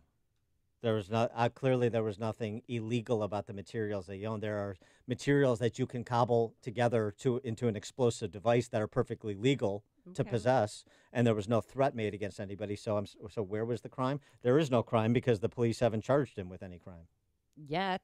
I mean, do you think that they will, or they're not going to? They just took him to this facility for help. But I'm just saying, as a mom, you don't know when you turn over to authorities, what's going to happen to you. Is that courageous? Is it courageous to turn your kid over to the state? I guess in some circumstances it would be. What's your disposition on the issue, though? 312-642-5600, turnkey.pro answer line. 64636-DA, turnkey.pro text line. Again, the materials in the home were legally owned. Apparently they thought they were under lock and key. Somehow this 13-year-old got them. Okay. But they're legally owned. Perhaps he... this is all speculation. We're speculating about his mental health state. We're speculating about the family. We're speculating about any past history, if there is any. But the idea of turning your kid over to the state, boy, I would be real resistant to do that. I got to tell you, the way that the state operates now. The way, and I'm not really even talking about the police. You're talking about DCFS, and it's not fun when they get involved. Yeah, and I'm not just talking about DCFS, but you're right. I am talking about DCFS, the same organization that was whistled out to investigate a dog walking. Mm-hmm. I'd be real resistant to turn my kid over to the state. And the parents are, they can't seek plausible deniability in this because if they own the weapons, those weapons are supposed to be locked up. Well, you don't have to lock your weapons up. Well, if you have children, that's a major suggestion that if you have kids in the house, you should hide your weapons or have them locked up. Here's another major suggestion. When you get to the age of a teenager, you teach him how to use a gun so you demystify it and he's a responsible gun owner. That's why the NRA has youth programs like the Eddie Eagle program. Well, that's what Adam Lanza's mom did. That was their bonding. They went out shooting, and then he used that because he was a psychopath and mentally disturbed, and then did what he did at Sandy Hook. But I don't know. I don't know how that's relevant, but okay. Well, no, the mom took him shooting. That's how they bonded, and she knew he was, something was wrong. But that's the only way that they could talk to each other. She took him out shooting, so that was their time together. But in this case, it's you're damned if you do, and you're damned if you don't. Jay in the south suburbs, you're on Chicago's Morning Answer. Hey, good morning, Dan. Usually I agree with you 100%, and, there's the part of me that says, you should handle your in-house stuff in-house, but I'm just looking at this, and there's got to be some extraneous circumstances where they're like, look, we don't have control over this kid, and we got to call in some pros. Maybe, but I wouldn't be surprised if there isn't either, which is why I'm reserving judgment. I'm just saying I would be incredibly resistant to the idea of calling the police and your quote-unquote child welfare authorities with respect to my son if it was something that I thought I could handle.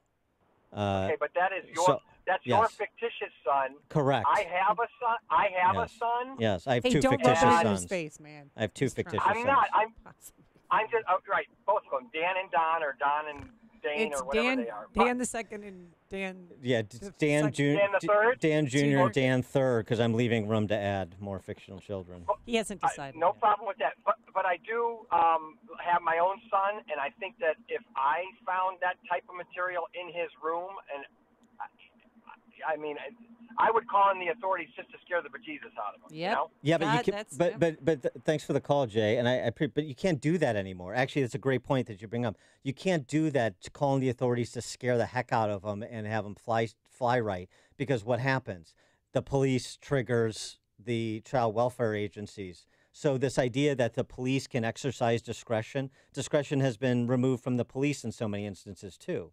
So normally I would say, yeah, that makes some sense as well. And again, I'm not passing judgment on because we don't have enough information. But, bomb-making material. That's above my pay grade. It could be you don't know what it is. I know. I'm not touching the stuff. It could be an M80. I had an M80 when I was a teenager. Should I have been, ripped from my no, you can't be a Supreme ancestral Court home? justice. I mean, it's. Come on, Dan. I'm just saying. I had a cherry bomb. I'm saying that in this, I'm suspicious of stories like this because of the time in which we live and what we have done with respect to ceding parental and familial authority and responsibility. Important. The two go hand in hand to the state. So maybe in this case, the mom made the right call. Maybe she did. I don't know. But I'm just raising a flag here. Rick in Joliet. Hey, Dan, how are you? I couldn't agree with you more on this issue. And this ceding parental responsibility to the state is absolutely ridiculous. And Amy, these guns should be locked up. I mean, my parents were divorced when I was a kid. There were guns in each house, and nobody played with them. Everybody knew what they were for. I had a shotgun when I was 11 years old that we took out when it was time to go out with the shotgun. We had chainsaws in the shed, too, and nobody started them up and started waving them at people. I mean, what is this fear and this idiocy about it, as if somebody who's got nefarious intent couldn't choose something else? If you suspect that something's wrong, possibly wrong with your child, you lock up your weapons. That's what I would do. That's just what I would do. No. Again, there was no threat made. And, I mean, there's just not enough details in the story to understand if there's any history there. Yeah. No charges. Jim on 94. Hi. I just dropped my son off at Wilmette Junior High School for band. Okay. So we're kind of close to the situation and have been monitoring it. And, you know, I do agree philosophically with everything you said, Dan. And I think the key distinction is that this is a situation where the parent herself made the call about what to do. And obviously, you're absolutely right. There's a lot we don't know. But at least I know that it was the parent who sought the government intervention. And then as another parent in Wilmette, I'm glad. I mean, if it possibly was dangerous, then I'm certainly glad for the safety of my kid that happened. Okay. But there is a distinction to be made. I'll just tell you very quickly. We had a situation at the elementary school that's just down the road from Wilmette Junior High School. My wife was a volunteer working on landscaping, and while she was doing that, my then 4-year-old was playing on the school playground within sight. Somebody called the police because they thought there was an unattended child, and my wife had to deal with the youth officer about the fact that my other kid was playing on the playground. I mean, it was absolutely insane. This is like that dog walking case. With you. Yeah, that's like that dog walking case. Did DCFS come out and investigate you guys? You know, this youth officer was luckily pretty reasonable, given that my wife was within 100 feet and in eyesight of the child.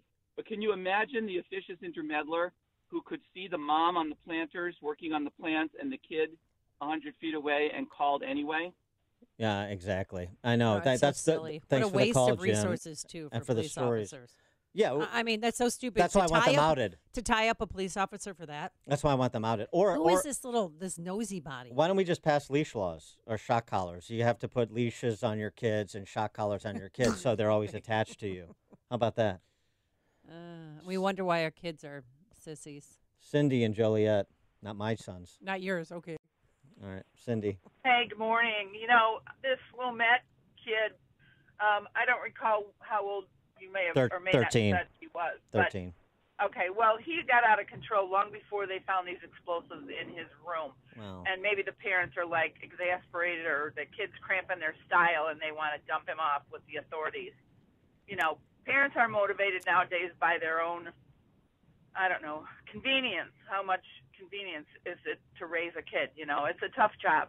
Thanks for the call, Cindy. I mean, some are so motivated by their own convenience, they just create fictional children, I've heard. I know. Sean in Elmwood Park.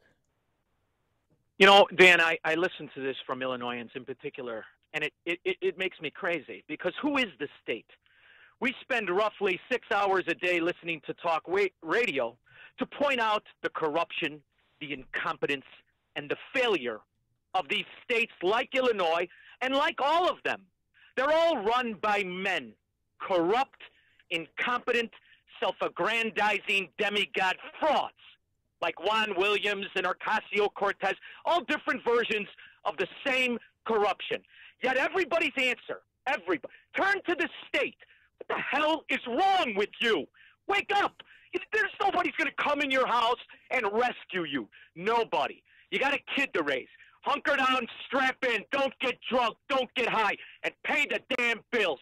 And don't complain about how it's the system keeping you down versus your own incompetence. Man up, because you're not producing men. Thanks for the call, Sean.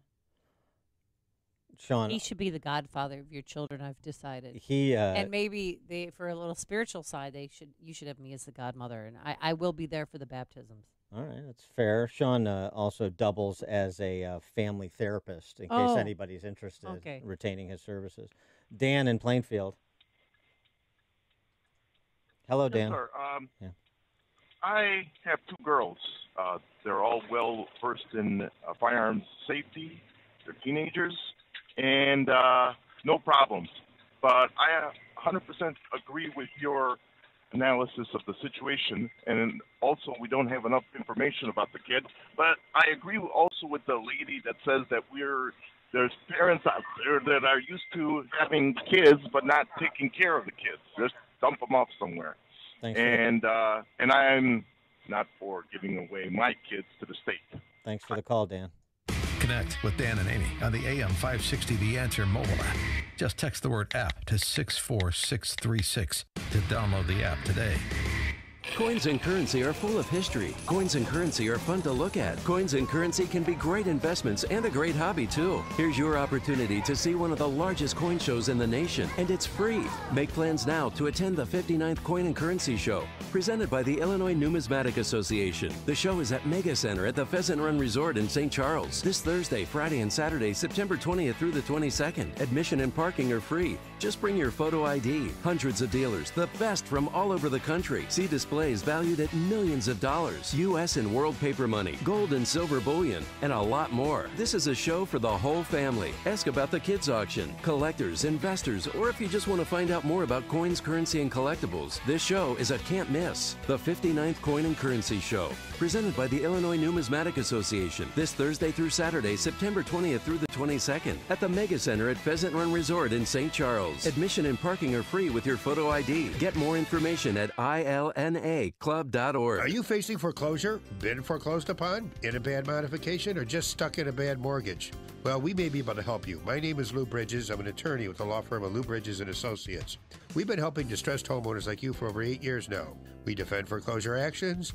We bring claims against the banks and the servicers for wrongful foreclosure and other violations of mortgage servicing regulations. And we help people negotiate modifications of their existing mortgages, often including principal reductions. Give us a call. We provide free consultations. I guarantee you it will not be a sales pitch. We will give you our honest analysis, counsel, and advice regarding your options. Hi, this is Rayanne from Lou Bridges & Associates. I am one of the loan modification processors here, and if you are in need of any additional information in regard to a loan modification, please contact the office. Go to bridgeslaw.net or call 224-513-1231.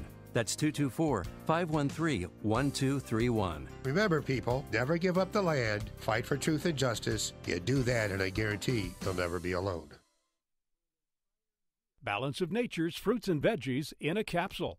I spent years studying how to make this the best. I didn't make this because I wanted to make a company. Other companies are starting to catch on to this, and I buy every single other product that comes out so I can look at it and see it and test it. And I fear that people will buy some counterfeit and take it for a couple of months and go, oh, it's a bunch of crap. Doesn't work. Don't be fooled. This is the real stuff. We have absolutely the best process, and I can say that because we purchase every single one and check them out. I took everything that was on the market. Nothing ever worked. Nothing ever worked.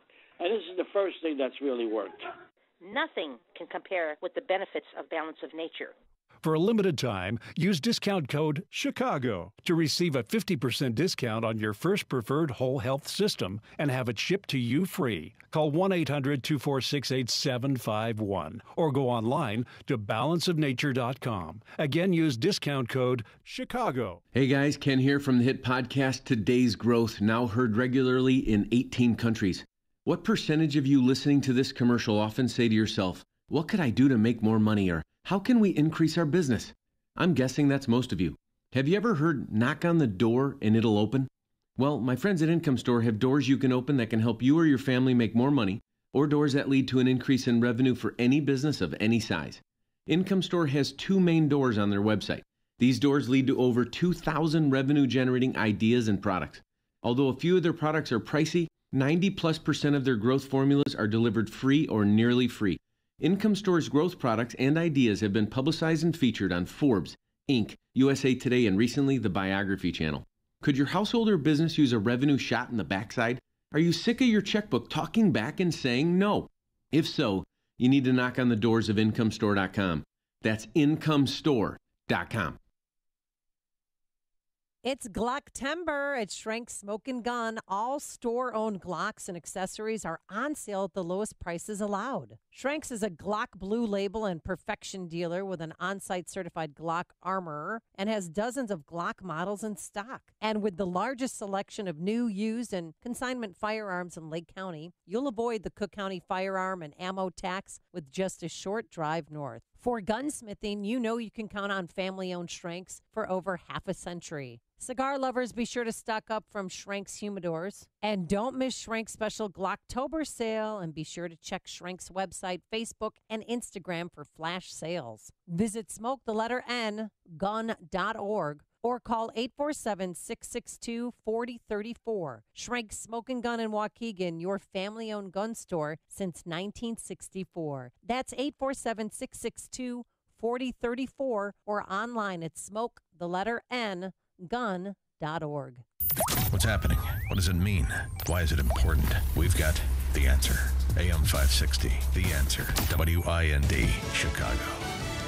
She has yet to RSVP her invite. I'm Dave Anthony, Fox News. Christine Blasey Ford has yet to respond to the offer to testify Monday at the Senate Judiciary Committee about her allegations Supreme Court nominee Brett Kavanaugh attacked and groped her at a party when they were teenagers in the 1980s. I believe her.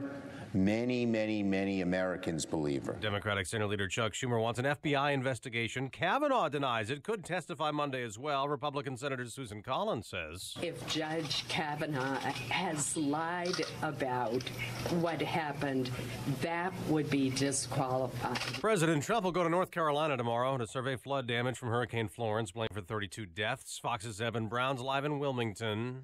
Now, Dave, the Cape Fear River is expected to crest today, and that brings new risks of flooding to downtown Wilmington. Other parts of the state are worried about the same thing. Governor Roy Cooper. 13 more rivers are forecast to reach major or moderate flood stage. Please don't make yourself someone who needs to be rescued. And despite being isolated by submerged roadways, FEMA sent the Army to deliver food and tarps to Wilmington. They'll distribute them to residents today, Dave. Evan, Moscow is blaming Israel after Syrian anti-aircraft missiles shot down a Russian plane, killing all 15 people on board. Russia claims Israeli fighter jets attacking targets in Syria use it as a shield. Now, Israel disputes that, saying Syria is responsible, also blaming Iran and Hezbollah. North Korea's leaders giving President Trump credit for stabilizing the region as Kim Jong-un meets with South Korea's President Moon Jae-in, who's trying to get Kim to follow through giving up nuclear weapons. At the Emmys on NBC, a show that's not on TV won the most awards. 5. The Marvelous Mrs. Maisel, streamed on Amazon, was Outstanding Comedy Series. Game of Thrones got Top Drama. And Henry Winkler, who never won for Fonzie and Happy Days, got the supporting role Emmy in Barry. Kids, Jed, Zoe, and Max, you can go to bed now. Daddy won! Fox News. Fair. Gray skies in Chicago, 69 degrees at 8:02 on AM 560. The Answer. Good morning. I'm Mike Scott. No one hurt after a police vehicle was struck by gunfire. It happened on Chicago's northwest side. Officers were investigating a traffic crash near Barry and Kedzie when shots were fired from one car to another. One of the shots hit the front of the squad car. No arrests have been made. The Bears played tight defense, very stingy, in a 24-17 win over the Seahawks on Monday Night Football at Soldier Field. Chicago had 6 sacks, forcing 2 turnovers, including a 49-yard INT return for a touchdown by Prince Amukamara. Bear quarterback Mitchell Trubisky says the team took a step forward in this win. I feel like I was better at that this week, just staying in the pocket, getting the ball out quick. O-line did a fantastic job all night, giving me time when I needed it, and just finding those receivers. Those receivers, Trey Burton and Anthony Miller, caught touchdown passes. No one hurt As testimony continues today in the trial of Chicago police officer Jason Van Dyke, the judge yesterday denied a defense motion for a change of venue request.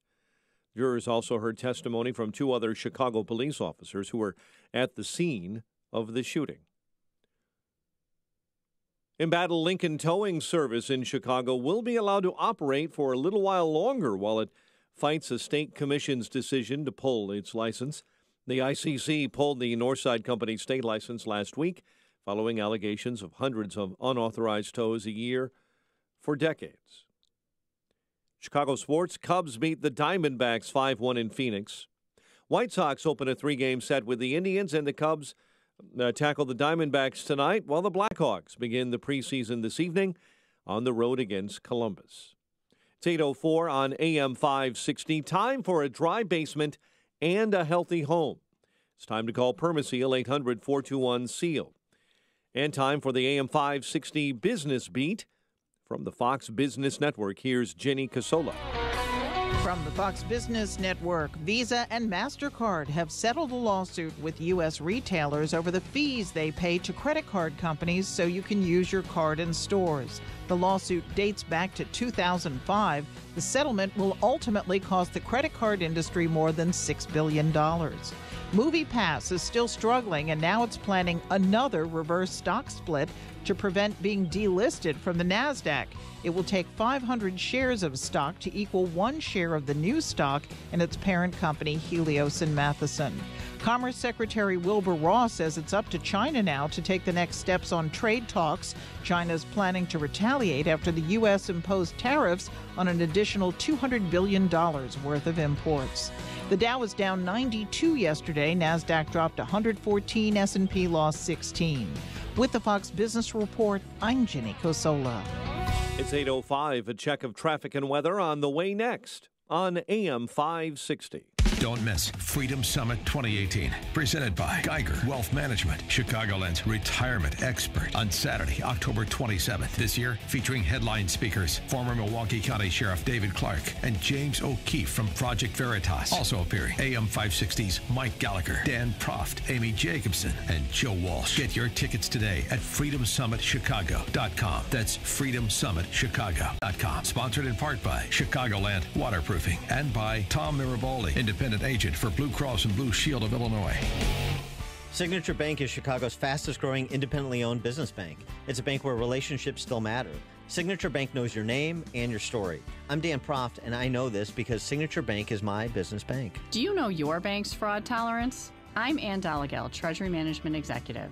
At Signature Bank, we have zero tolerance. While some of the big banks may write off smaller incidences of fraud, we use a multi-layered approach to fight fraud before it happens to our customers. There's been a record number of businesses hit with payments fraud this year. Keeping your business assets safe is our top priority. We are trained, and we will train you to recognize potential wire fraud threats and business email compromise scams. Call us today to find out how Signature Bank can work with your business to fight fraud. Signature Bank is looking for their next success story. To learn more about turning your business vision into reality, visit signaturebank.bank. Signature Bank, helping local businesses succeed. Member FDIC, Equal Housing Lender. Doctor, award-winning chief medical correspondent and Salonpas user, Dr. Bob Arnott. For pain relief, the best solution may surprise you. I found that Salonpas Lidocaine Plus works best for my pain. It's powerful, available without a prescription, and uses 2 anesthetics to numb nerves right where it hurts. It starts to work on contact, providing effective, lasting pain relief I can count on. Salonpas, in the silver box with the blue wave. When posting on most job sites, you get candidates. I'm the sales director. I'm the sales director you're looking for. But when you post on Indeed.com, you get the candidates just right for you. I'm a sales director with an MBA, over 10 years experience, who's also fluent in Japanese. With Indeed, you can add screener questions for a less time-consuming route to your short list of qualified candidates. Arigato. Hiring's better when you've got your short list. Save time on hiring when you post a job on Indeed. Get started today at Indeed.com/hire. 8:07 And a check on the roads in the Alarm Detection Systems Traffic Center. Here's Jim Telemonti. Inbound Kennedy traffic is jammed. Nagel to the Burns Circle. It is an hour and 15 minutes. O'Hare to downtown. 52 minutes from Montrose. 32 on the Express. Outbound an hour and 4 minutes to the airport. Hayden's 28 minutes. Like Cook, Kennedy outbound 35. Eisenhower, an hour and 28 minutes. 390 to downtown. 58 minutes from Mannheim. Outbound an hour 5 to 390. Stevenson, an hour 14, 355 to the drive. Outbound 40 minutes. Ryan, 35 minutes, 95 to downtown. Tri-State southbound to Laser, 21 to Bradley. And from the Adams Tollway to the Bensenville Bridge. Northbound 115, Hinsdale Oasis. And Reagan Tollway to Lawrence. Reagan Tollway slow 25 to Yackley. Northbound Veterans Memorial, Fountain, St. Charles. Traffic, I'm Jim Talamonte. From the Alarm Detection Systems Traffic Center on AM 560, The Answer. And Chicago's Morning Answer continues next. Your official Chicagoland weather forecast from the 1-hour Heating and Air Conditioning Weather Center and meteorologist Kevin Snyder. Today, sun and clouds with a late afternoon shower or thunderstorm in spots, high 84. Rather cloudy night, low 66. Bit of rain in the afternoon tomorrow with a high 81. And a shower or thunderstorm at night, low 71. I'm Kevin Snyder on AM 560, The Answer. 69 at O'Hare. Next news, 8:30. Chicago's Morning Answer with Dan and Amy continues next on AM 560, The Answer. Don't forget that you can watch Chicago's Morning Answer on the Income Store live video stream every morning at 560theanswer.com. This is Chicago's Morning Answer with Dan Proft and Amy Jacobson on AM 560, The Answer.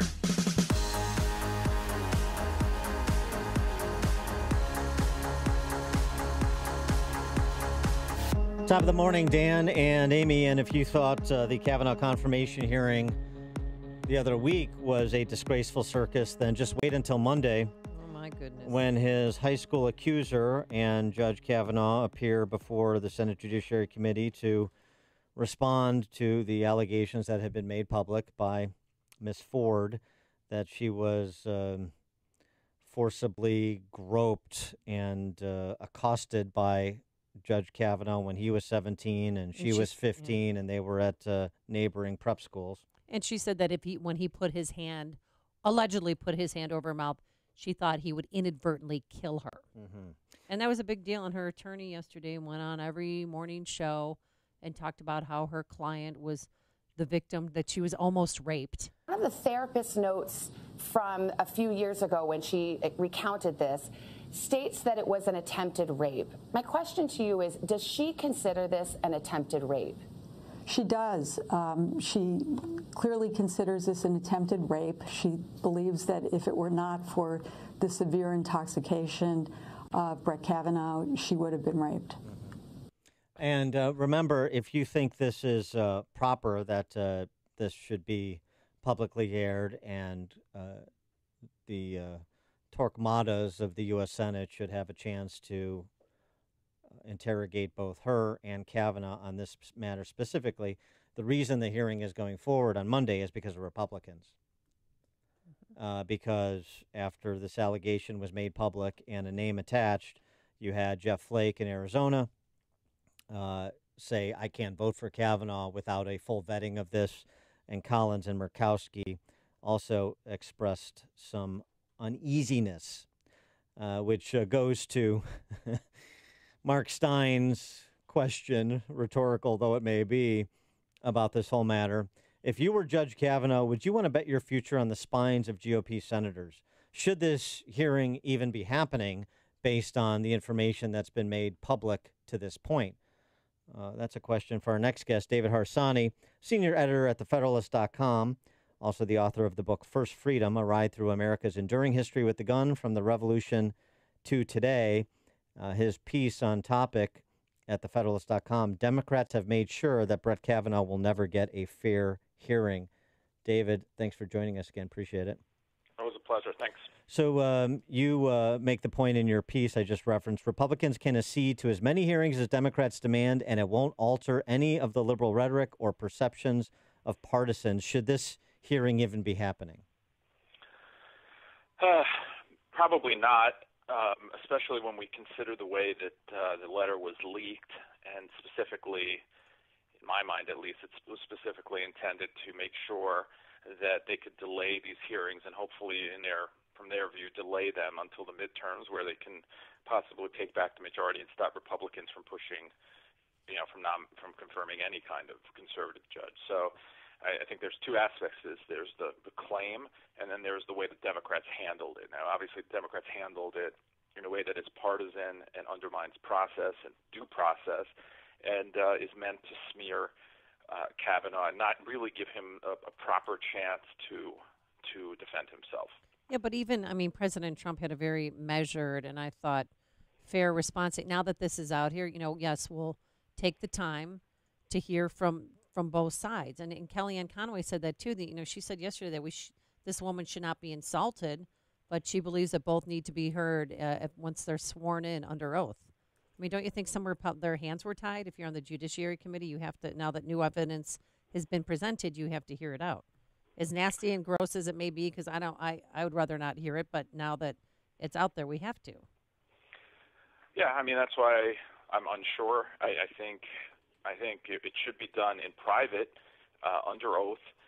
Let people get hear the stories of both and present some kind of evidence. But because Democrats insist on a public hearing, it's because they like the circus. There's no winning for a Republican in that situation. It just simply isn't, because she's going to give her story, and there's no way to really contest it. It's what she says, and nothing Kavanaugh says is going to change anyone's mind who doesn't, has already said they're going to vote no for him. Mm-hmm. So I don't know how useful it's going to be. What about the standard here too? The question as to the standard, taking her allegation as true for the sake of argument, is that something that should be disqualifying to serve on the high court? No, there has to be some level. There has to be some due process here. I'm not saying that listen, things happen in the past, and there are very good reasons why women don't come forward. That's clear to me. But there are also women who make up things for political reasons or have other motivations to do so, or they exaggerate things, or they accentuate certain aspects of something that happened. That's also true.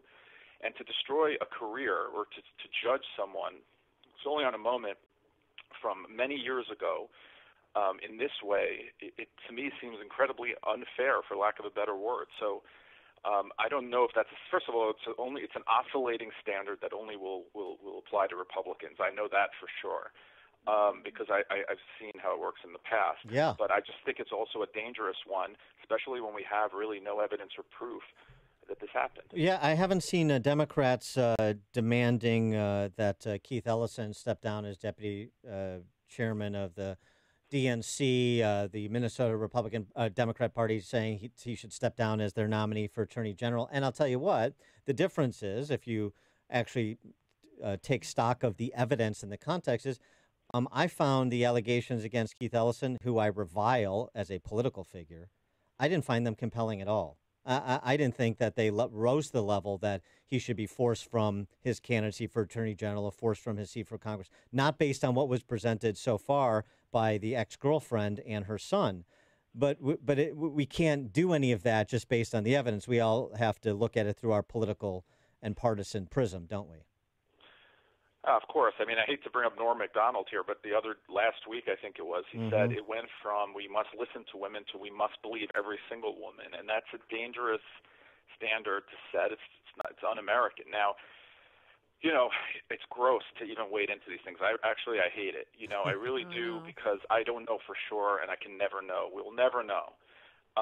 But typically, someone who acts in that way, who's allegedly going to rape someone, has the intent to rape someone, would have some sort of history later on in life. There would be other cases that would come up. It doesn't seem to me, I'm not a psychiatrist, it doesn't seem to me that someone who acts in that way simply does it one time and never again. There's a pattern of behavior with Bill Clinton or maybe Roy Moore, or others as well, that were sort of more than one allegation. And here we only have this one, so it becomes a little, it's a little difficult to just take her word for it and move forward. Well, what about Senator Orrin Hatch? Because I'm in his camp thinking that maybe this did happen to her, but she has the wrong guys. She pinned Mark Judge wrongly and Kavanaugh wrongly. Is that is that possible in your mind? I don't know. It's all there. It's possible. I don't know. How can we really know?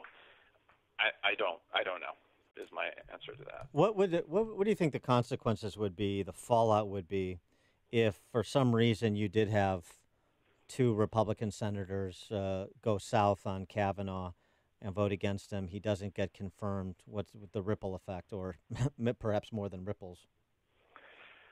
Well, I just want to say, I think what's happening and politically is that they're going to move forward, hear everyone out, and vote for, unless something dramatic happens, vote for him anyway. I mean, that's what I feel is happening. Yeah. If they don't, and they don't push through a nominee, and then they lose the Senate or lose the needed votes, I think that's just a massive disaster for Republicans moving forward. I mean, I can't imagine how poorly that will play with people who really cared about the Supreme Court. Meaning, I think Donald Trump ran on the Supreme Court more explicitly than any candidate probably in modern history. He gave us a list. He went down the list. And maybe he picked the wrong guy. I don't know. But right now, it's just generally pretty much a disaster. Yeah, well, the concern I would have is this goes the way that Obamacare repeal and replace went. I mean, Jeff and another Arizona senator, this time Jeff Flake, and maybe take Susan Collins with him, who's not exactly the most stout of heart on these matters. So the other interesting aspect of this, if he does get confirmed, or if he doesn't, but Republicans hold the Senate in November, there's a lot of rumors that suggest Clarence Thomas, if Republicans are still in charge of the Senate, would retire next year. And so this opens up yet another fight. I mean, so, Republicans need to understand that retreating from one fight just sets you up to retreat from the next one. Yeah, I mean, I think there's 2 points to be made there. One is that you're setting a precedent that is really incredible. You're saying that any accusation from any time automatically disqualifies someone if it's made by the right sort of person. That's just a terrible way to move forward. Yeah. And secondly, that part of this is, at least I think, what Democrats are doing is undermining the legitimacy of the court itself, because now, no matter what Kavanaugh does, they're going to continue to refer to him as an alleged, a would-be rapist or whatever, and they're going to talk about it in a way that, especially when it comes to women, Roe v. Wade or whatever, that there's an illegitimacy to the court, and that's been their sort of strategy from the beginning, even before these allegations came to light. Yeah, it's so obvious what they're doing, and it's also so obvious that so few Republicans have the willingness to fight and call it plainly for the American people, to bring them along with to an understanding of the dynamic at play here. It's sort of remarkable to me how, as Mark Stein said, how spineless so many GOP senators are. David Harsanyi, senior editor at thefederalist.com, author of the book First Freedom, A Ride Through America's Enduring History with the Gun, From the Revolution to Today. David, thanks for joining us. Appreciate it. Anytime. Thank you for having me. And he joined us on our turnkey.pro answer line.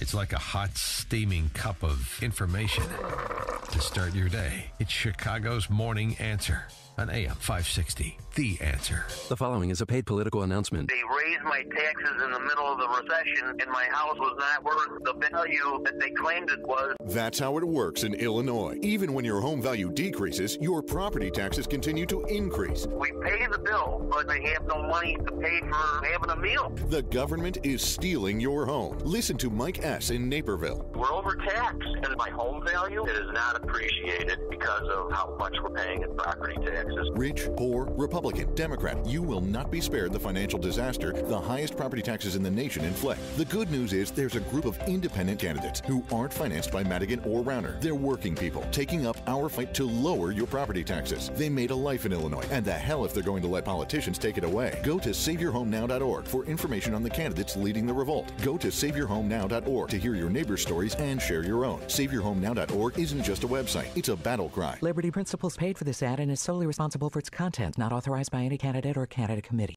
With the recent rainy weather, Permaseal is working hard to help homeowners across the Chicagoland and Northwest Indiana area, but they need your help. They are hiring right now in all departments: sales, customer service, installation. They're looking for people with a great work ethic, who have ambition, a positive attitude, want to learn new skills. If this sounds like you, then go to permaseal.net/careers to apply.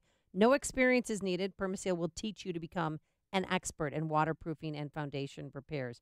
Year-round work is available, and there's growth opportunities. Plus, you'll work in a fun and great work environment. To apply now, go to permaseal.net/careers, or if you're looking for a career change or a dry basement, you know who to call. Permaseal, 800-421-SEAL. That's 800-421-7325, or go to permaseal.net. Balance of Nature's fruits and veggies in a capsule. I thought I had a sinus headache for a few days, but I had a massive brain aneurysm, hemorrhage of the brain, and a stroke, and I was on my deathbed. I was on a respirator in a coma for 35 days, and 3 months later, I came home in a wheelchair. I had double vision. I had to learn to walk again, to speak again. 1 and 1 is 2, write the alphabet. You know, if I went out and did a little something, I'd come home, I'd be in bed. Now, I'm up by like 5:30 in the morning, and I go to the gym. I do shopping. I cook. I have energy all day. I mean, I feel great. Overall, my whole outlook, just feeling, my mental aspect, everything is better. For a limited time, use discount code CHICAGO to receive a 50% discount on your first preferred whole health system and have it shipped to you free. Call 1-800-246-8751 or go online to balanceofnature.com. Again, use discount code CHICAGO. For more than a half century, Mueller CPA and Financial Advisory has provided audit, tax, outsourced accounting, business consulting, and financial advisory services to Chicagoland companies. Mueller provides customized financial guidance to a client base that includes independent business owners, startups, local government, and nonprofits. I'm with Dave Nissen, Mueller Managing Partner. Thanks, Dan. Mueller values being part of the community for the last 50 years, meeting our clients' financial service needs. A major component of meeting those needs is our professionals' superb knowledge and their ability to deliver timely and quality solutions to meet our clients' challenges. Whether you're interested in tax minimization strategies, looking to expand your business, or need assistance with business planning, our team can help. Our goal is your company's financial success today and over a lifetime. For questions about how the recent legislative changes can specifically affect your business or how to effectively plan for these changes, call Dave Nissen at 847-888-8600 or visit MuellerCPA.com. That's Mueller, MUELLER, CPA.com. On AM 560 The Answer, we talk about the important issues that affect your world. Things like the economy, education, and foreign policy. There's always so much going on in the news that we don't always have the time to focus in and talk about the big ideas behind the important issues. Enter Upstream Ideas online at upstream-ideas.com. Upstream Ideas, in partnership with the Illinois Opportunity Project, provides the kind of information that informs the policy discussions happening here on AM 560. At Upstream Ideas, you'll broaden the debate, move beyond partisan assumptions, and challenge accepted beliefs. Upstream Ideas goes against the current and thinks upstream. Go online now at upstream-ideas.com. That's upstream-ideas.com. You'll be armed with new information and fresh perspectives to help encourage you to make the state of Illinois and the United States of America a bit freer, a bit more just, and a bit more civilized. Upstream-ideas.com. AM 560, The Answer. Dan, our boys are back. Yeah, Chad Kroeger, who is also the name of the lead singer of Nickelback, so I don't know if that's a nom de plume or not. But Chad Kroeger and JT, these are the two young men who provided impassioned defenses to house parties. Yeah, they were going to take house parties away, so they went in front of the city council in Los Angeles and stated their case. What up, council? My name is Chad Kroeger. I'm an activist and house party enthusiast. Over the past week, I've been in a state of deep despair upon hearing the news that LA is trying to outlaw house parties in the Hollywood Hills. I am here determined to stop this future atrocity. My first introduction to manhood came when the captain of my water polo team, Boomer Kingsley, asked me to shotgun a tall can of Bud Light in front of the whole squad at his end of the season bash. His parents were in Tahoe at the time, so we tore that weekend up. It was epic, and I was super stoked. My newfound confidence gave me the courage to ask out the most popular girl in school, Lauren Stockholder, to prom that year. Oh, boy. She rejected me, and I had to go with Stacy McMillan. But I didn't care because I was so amped on chugging with my boys. That's what house parties do. Raging at house parties is the truest way to party. Next. It was a powerful personal testimony. But then his friend JT Parr It was her turn at the lectern. Just a little brief. Next speaker, please come and identify yourself. What up, Council? My name is JT What up? Parr. I am also here to defend parties in the Hollywood Hills. I grew up like most kids, worried I couldn't bench 2 plates, that I wouldn't fit in, that I wouldn't find love. Then I discovered partying, and suddenly all those worries went to the wayside. Yeah. I didn't need love. I had keg stands. I discovered I was great at raging, and it revealed wonderful things about myself. I could relate to bros regardless of what kind of bro they were. I could be at a party and moon people, and everyone would laugh, be witty. Or I could play beer pong and compete with real integrity. In short, I fulfilled my potential. It's just perfect. It's fantastic. And now, I mean, obviously that won the day, those impassioned defenses of house parties, and good for them. So building on that success. They were back yesterday. They're back in West Hollywood taking up a defense of scooter sharing. Right, scooter sharing. And the owner, scooter sharing is similar to Divvy bikes, but there's no portal. So you can just leave your scooter anywhere. It's called Bird Scooter Sharing. And it's a big deal in California towns. It's coming to Detroit, too. It's there. And they're trying to ban that because they're kind of, one scooter ended up in a porta potty. Well, so how would that negatively impact their lives if that ban went through? Scooters, everything. What up, Council? My name is Chad Kroger. I'm from San Clemente, but despite being from there, I love to kick it in West Hollywood. So I'm an activist and scooter devotee. I stand before you here today because word has spread that you guys are considering giving Bird scooters the heave-ho. In the short time that I've used these scooters, they've come to impact my life hugely. I get tremendous joy as I travel from Pokey Shop to Smoothie Shop on these wonderful chariots. My dog, JT, even says I express my emotions more freely after a ride, which is pretty tight. 7 years ago, I would have been amped on the ban. It wasn't until I met Duncan Hockenberry that my perspective began to shift. He wanted to join the squad, but he was a Razor scooter dude, and I thought that was pretty lame. But then we partied at his parents' house, and they had a super sick infinity pool, and I realized I had judged him too quickly. We even tandem rode his scooter to cop a 30 rack from Save-On. It was beautiful. We have since lost touch. In the movie Shawshank Redemption, Morgan Freeman says these words about Tim Allen. Some birds aren't meant to be caged. Thank you. Tim Robbins there, Tim young man. Robbins. But that is JT. I'll tell you what, that is, first of all, I mean, Charles Dickens has nothing on these guys with coming up with names. I'm still getting over Boomer Kingsley, the water polo captain. So then JT. Yeah, we'll quickly put this in. What up, Council? My name is JT Parr.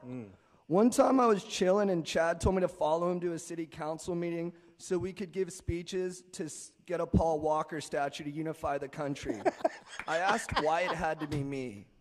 And then Chad quoted a song from the soundtrack to the motion picture Spider-Man 1 starring Kirsten Dunst. And they say that a hero could save us. I'm not gonna stand here and wait. And I'm not gonna stand here and wait. I'm going to scoot us into the future. Scooters make us part of our environment, which is huge for bonding. I throw so many head nods at other riders. And can I be real? I'm going through a breakup, and my Bird scooter is all I got. And I love the audience. when I'm ripping through the streets, it feels like it's mending the rips in my heart. And you know what? I hope she's ripping too on a Bird. So let's all go into the future and make scooters go faster so they'll be more viable for travel. And maybe even expand what kind of birds we have. I have a poster board to show a picture of this utopia. Utopia. Oh, boy. Chad Kroger and JT Parr, hopefully they'll be coming to a city council near you. We have to get them here in Chicago. Do you think they can live here temporarily just to liven up this council meetings? Coming up on Chicago's Morning Answer. Are price gougers scoundrels or heroes? 8:38. Let's go into the newsroom now. Here's Mike Scott. I've always wondered what Chad Kroger was doing after Nickelback broke up. Just saying. 69 degrees. We have gray skies. And we're watching the remnants of Hurricane Florence drench the mid-Atlantic and Northeast. The Hurricane Florence has now merged into a post-tropical cyclone front, and that has spawned many tornadoes, deadly tornadoes in Virginia, and flooding across New England, leaving behind in the Carolinas at least 32 dead. Supreme Court nominee Brett Kavanaugh and the woman accusing him of sexual assault will both testify publicly before a Senate committee hearing on Monday. Senate Minority Leader Chuck Schumer saying this morning the sexual assault allegations against the nominee are, in his words, extremely credible. For too long, women have made serious allegations of abuse and have been ignored or dragged through the mud. It would be a disgrace if this body and our fellow Republicans let that happen. Senate Judiciary Committee Chairman Chuck Grassley saying the accusations deserve to be heard.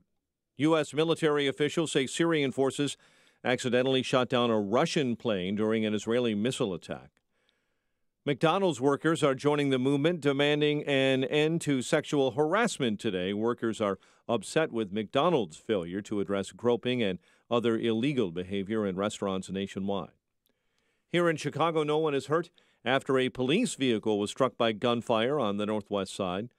The Bears played the Stingy D in a Monday Night Football win over the Seahawks, 24-17.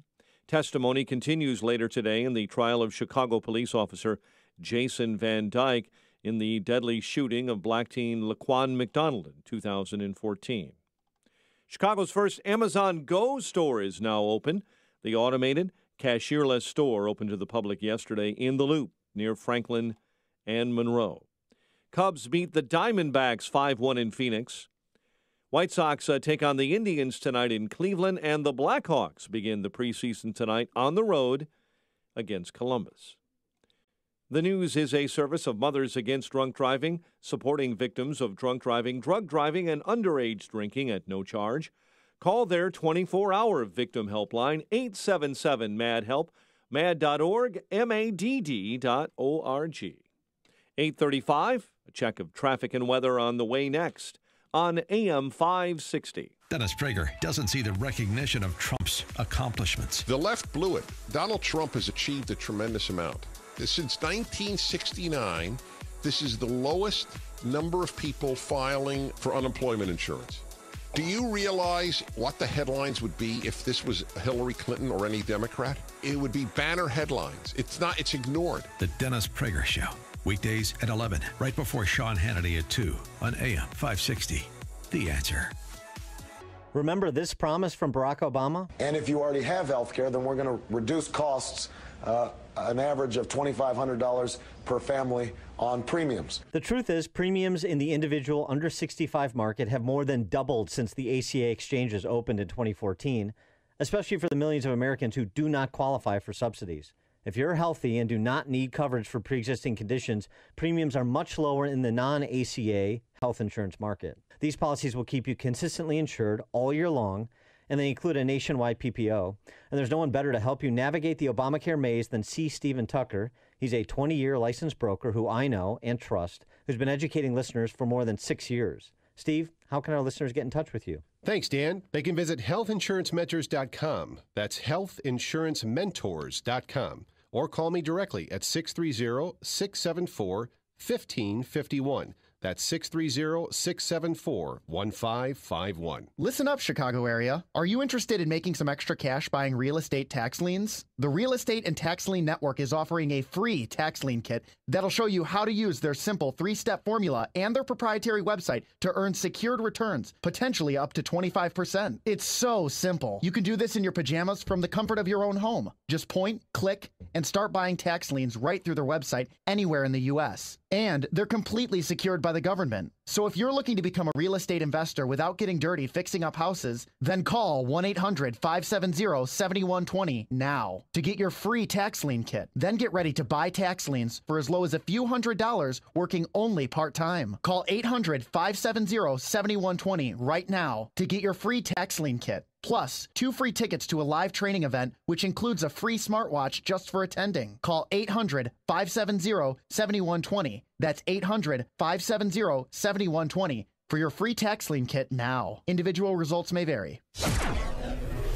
8:37. Check on the roads in the Alarm Detection Systems Traffic Center with Jim. Inbound Kennedy delays start at Nagel. It is an hour and 12 minutes. O'Hare to downtown. 53 minutes from Montrose. 37 on the express. Outbound an hour to the airport. Edens 23 minutes. Lake Cook Junction. Outbound 38. Eisenhower an hour and 15 minutes. 390 to downtown. 46 minutes from Manheim. Outbound an hour and 2 minutes. 390. Stevenson an hour and 14 minutes. 355 to the drive. Outbound 40 minutes. Ryan 35 minutes. 95 to downtown. Southbound Lakeshore Drive, heavy Irving Park to North Avenue, northbound for the Stevenson and Monroe. Southbound Veterans Memorial, it's bottled up, St. Charles to 22nd. Northbound Boughton to St. Charles and North Avenue to 290. Southbound 53 has roadwork delays. Northwest Highway to Higgins. That's traffic. I'm Jim Talamonte from the Alarm Detection Systems Traffic Center on AM 560 The Answer. Chicago's Morning Answer continues next. Your official Chicagoland weather forecast. From the 1 Hour Heating and Air Conditioning Weather Center, warm and humid. Clouds and sun this morning, maybe an afternoon thunderstorm. High 84, currently 69. Next news coming up at 9, and Chicago's Morning Answer with Dan and Amy continues next on AM 560, The Answer. Watch today's show live right now on the Income Store live video stream at 560theanswer.com. If you're talking about it, I'll be talking about it. Dennis Prager here. Join me this morning at 11, right here on AM 560, The Answer.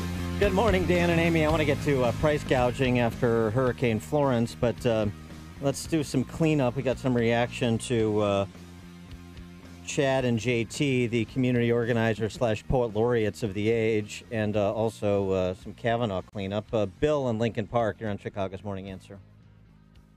Yeah, the scary part is, or the hilarious part is, that these are some of the guys that could end up going into public government and becoming a senator, conforming judge in about 30 years from now. I hope that. I hope they do it sooner. They On do a improvement. second note, Amy said that about you don't having kids, but I believe you're a single uncle, aren't you? I am. I have 2 fictional children, though.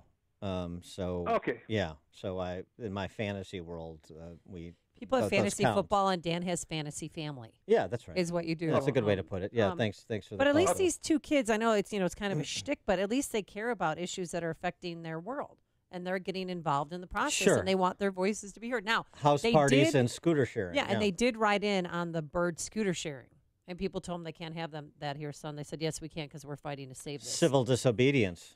Great lesson for the kids. Tracy in Naperville. Hey, guys. Good morning. Morning. Can you hear me? Yep, go ahead. Okay. I just want to get your opinion on what I think was obviously the next play in this Kavanaugh fiasco. When are we going to hear the demands that he take a lie detector test, since the accuser already has? Yeah, maybe. Thanks for the call, Tracy. That Again, that it could won't be admissible. I mean, Anita Hill tried to, and her attorney, they tried to hand over to the Senate Judiciary Committee back in 1991 her lie detector test, but This isn't about due process or fair play. It's about being jackpotted with a question like that. So I think Tracy makes a good point that, somebody like a Cory Booker or a Kamala Harris, a DiFi, could absolutely put that question to Kavanaugh on Monday to continue to live up to the big top that sits over the Senate Judiciary Committee. All right, I want to switch gears and talk about Hurricane Florence, because there's been some 500 complaints of price gouging in the wake of the hurricane, the devastation, and of course people needing supplies, fresh water, and batteries and generators and the like. I told people you were off because you joined the Cajun Navy this weekend. I was in the water, but it was out west, not out east. Different kind of water. Yeah, exactly. The question is, price gougers in the wake of a disaster, a hurricane, an earthquake, are they heroes or scoundrels? Should we have laws where price gougers are prosecuted? There was a case after Katrina where a guy in Kentucky was watching the television, seeing what was happening, and people need for generators for power, obviously. Yeah. So he goes to the local store, buys up a couple dozen generators, heads down to Katrina to Louisiana area. Mississippi, actually, I think is where he was. He went to Mississippi, where the hurricane had hit. Yeah. And he sold those generators for twice the price he paid for it. And he was arrested. The generators were confiscated by the police, and he was prosecuted. He spent 4 days in jail for price gouging. Good outcome or bad outcome? 312-642-5600, turnkey.pro answer line. 64636DA, turnkey.pro text line. It's a little opportunity for an economics lesson for the kids out there and many of the adults who think like kids. Well, when people are in need, it's I personally couldn't take advantage of them. But then look at these. You should see these gas lines. I mean, there's fights in Jacksonville, North Carolina, and police had to be calling to control the crowds because people are waiting for gas. The long lines in front of, to get water, simple things to survive on. Personally, morally, I couldn't do it. But I'm the same person who can't ask people for money unless they're buying McDonald's on Friday mornings. But I think it's morally, I couldn't do it.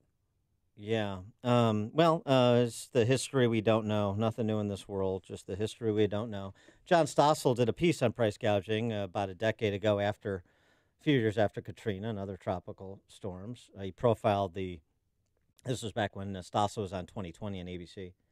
Profiled the case that I just mentioned, the Katrina case with the generators. Here's Stossel discussing the issue of price gouging, including with economist Russ Roberts. The real question is, what's the best way to deal with shortages after a disaster? Anybody, what do we need? Come on, guys. Generators. Food. Anytime there's a natural disaster, a hurricane, an earthquake, the price of things that people desperately want to have, batteries, flashlights, generators, water, milk, they go up or they disappear. Economist Russ Roberts points out that after the disaster, if sellers don't raise prices, supplies vanish. Anxious buyers line up and often buy more than they need just in case. Those not at the front of the line may get nothing. More people want to buy it than there is stuff available. So what do you do? How do you solve that problem? How do you find out who should get those scarce items? A major energy crisis. Yeah, who should get those scarce items? How do you decide? People want to live in a world where love is what motivates people to help others, and love does that. But there isn't enough love to go around. Love for strangers isn't going to motivate enough people to get in their trucks, load them up with generators, and take them down to help people who are cold and hungry. Like the case that I mentioned. And so the net result of that guy being prosecuted for price gouging with the 19 generators down in Mississippi was that those 19 or so odd generators were not distributed to people who wanted them and could pay for them. Thomas Sowell, the first rule of economics is scarcity. There's not enough of any particular thing in the world for all those people who demand it. And the first rule of politics is to ignore the first rule of economics and play on people's emotion to offer sentimental arguments. And there's not enough love in the world for people to always pitch in. So by what basis do you distribute goods? What's the answer? I couldn't do it because it's morally wrong. In fact, that self-interest motivation is a benefit to others who are interested parties. Persuasion, voluntary transactions, private initiative, and the reward for those voluntary exchanges, you make a little bit of money. And that's price gouging? That's wrong? Then why isn't it price gouging in any other situation, not natural disaster, where you have scarce goods and services, which is every single day with every single product or service? The government is the best arbiter, or the marketplace is, the voluntary exchange between two individuals? And the price gouging in a natural disaster is the great example of this, because you want to react so emotionally. If I had all these generators, I would just give them to people. Yeah, right. But I didn't whip myself up and head down to Katrina. Did you? They were trying to get people out of the way. Right now, they're saying there's places that are offering $10 per gallon for a gas. $10 for a gallon of gas. Yeah. Businesses are charging thousands of dollars to remove a single fallen tree from a home, or to rent a hotel room right now is about $1,000. The blizzard a few years ago now.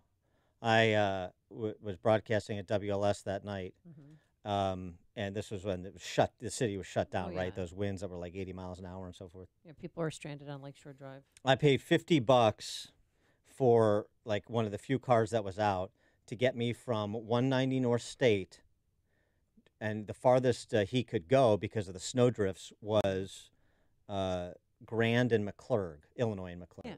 So then you had to walk the rest of the way. And I hoofed it the rest of the way. $50 to go a mile. Yeah, that's price gouging. That's Or is that price gouging? I mean, no. There's no such thing as price gouging, except when the government does it because it's force. Not when there's a voluntary transaction, which is what this is. And that guy who provided that ride for me that night, good guy, not a scoundrel, good guy. And the same thing here. Perry and Niles, you're on Chicago's Morning Answer. Morning. I think we have to contrast or compare maybe. It might not be a natural disaster, but what if there's like an explosion at an oil refinery, a fire or something? So here in Chicago, the price of gas is going to go up like 30 cents a gallon. The government's going to get more tax money for that, right? Yeah. Speaking of price gouging, right? Yeah, okay. So now when I take a bunch of stuff down to a place where people need it, and they're not going to get a dime, right? I'm just going to get something, and I've already paid the sales tax up here. Who cares about the taxes? So what? What's your point? Well, yeah, the government is gouging you. Yes, right, exactly. Thank saying you. the more they charge us, the more they make. Yeah, right, exactly. But that's never gouging when the government does it by force. It's gouging when people do it in a voluntary transaction. I have this generator. You're willing to pay X times 2 for it. What's the problem with that transaction? Right. Lucy in Orland Park. Hi, good morning. I'm confused here. I feel like the American people are gouged every day. What about like for schools, for taxes, our homes? There's no competition. Don't they gouge us every day, every year when they raise our taxes? What about like milk, meat, medicine, gasoline? What about Apple? Isn't Apple gouging us? Look at the profits they make. Couldn't they make that less? I mean, people might need a phone for emergency services. I'm confused about the gouging part. Yeah, exactly. Thanks for the call, Lucy. I mean, do you want government setting the price, or do you want voluntary exchanges setting the price? And the context really doesn't matter, because if you believe that voluntary exchange is the way that prices should be set and transactions should be consummated, then it shouldn't matter the context, whether it's in a sunny day in Chicago going to the local mall, or it's in dire circumstances in North Carolina. If you believe it's the most efficient and moral way to organize a free society and commercial transactions, then why should the context matter?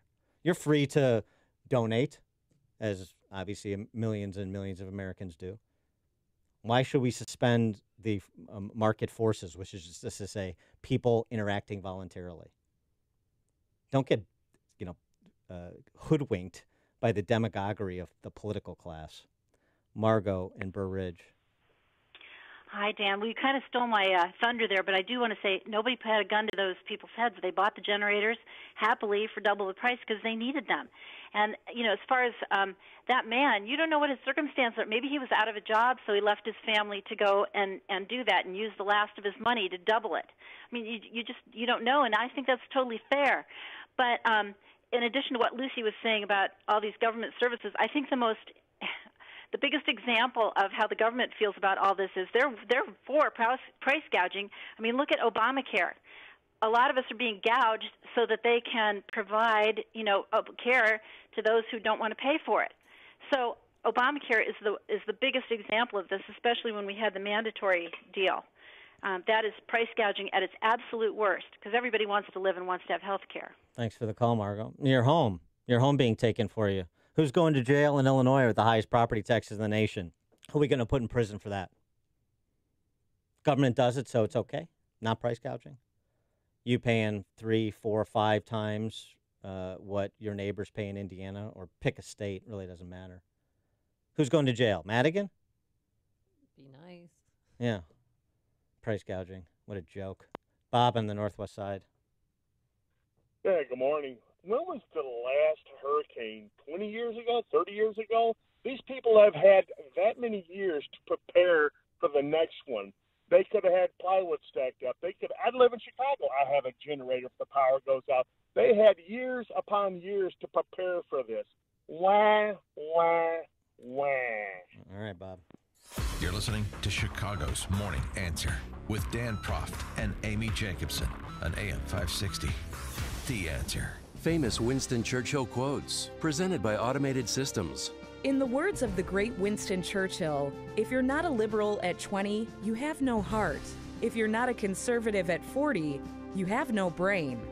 I know you support companies that share your conservative values. For FDA-regulated staffing needs, Automated Systems provides top talent, from experienced quality control and quality assurance engineers to top validation and compliance experts. Depend on Automated Systems. Hiring the best is critical to success. ASI Resources are all degreed professionals with decades of experience in manufacturing, automation, and FDA compliance. That's why ASI is retained by all of Chicagoland's Fortune 500 life science companies to successful startups. For a staffing evaluation, call Laz at Automated Systems, toll free 844-HIRE-ASI, or visit automatedsys.com. Imagine your son after a year of college. What kind of man do you hope to see? A man fully alive and committed to making good choices and doing the right thing because they are right and because he's strong enough. Northridge Prep in Niles builds that kind of man at an open house on Sunday, October 21st. See for yourself what makes Northridge Prep the #1 all-boys school 3 years running and the 4th best Catholic school in Illinois. Their academically rigorous curriculum celebrates the adventure of boyhood. Hall Fest, the Superfans, jousting tournaments, and more make it a good place to be a boy. Northridge Prep is an independent school for boys in grades 6 through 12. They produce men with the ability to think for themselves. Graduates go to the best universities, including the Ivy League, if those constitute the best universities anymore.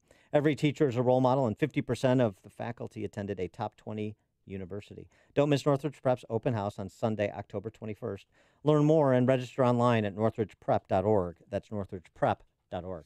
Success happens with an affordable full-time IT staff from Turnkey IT. Just listen. We're a contracting architecture firm with 50 employees in 2 states. We hosted our own email and file and print servers on a local area network, and the systems were always down more than they were up. Very frustrating. Turnkey IT migrated our email to Office 365 and simplified our network using additional cloud-based systems and cool advanced technologies. All our company's local data is backed up and replicated, security measures are in place to avoid dangerous threats online, and we have a really nice voice-over IP phone system. Remote users can make phone calls and appear like they're in the office when they're at a construction site.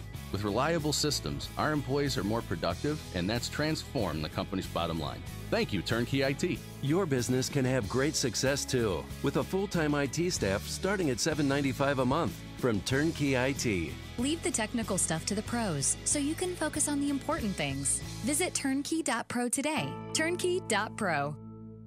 If you're in the market for a new vehicle, then now's the time to get one. With the 2019s arriving, you'll find the lowest prices of the year on all our great new 2018s and certified pre-owned Ford models. Get $3,000 off Escapes and Edges and $3,500 off Explorers or 0% for 60 months. $2,000 off Fusion or 0% for 72 months and $4,000 off Focus or 0% for 60 months.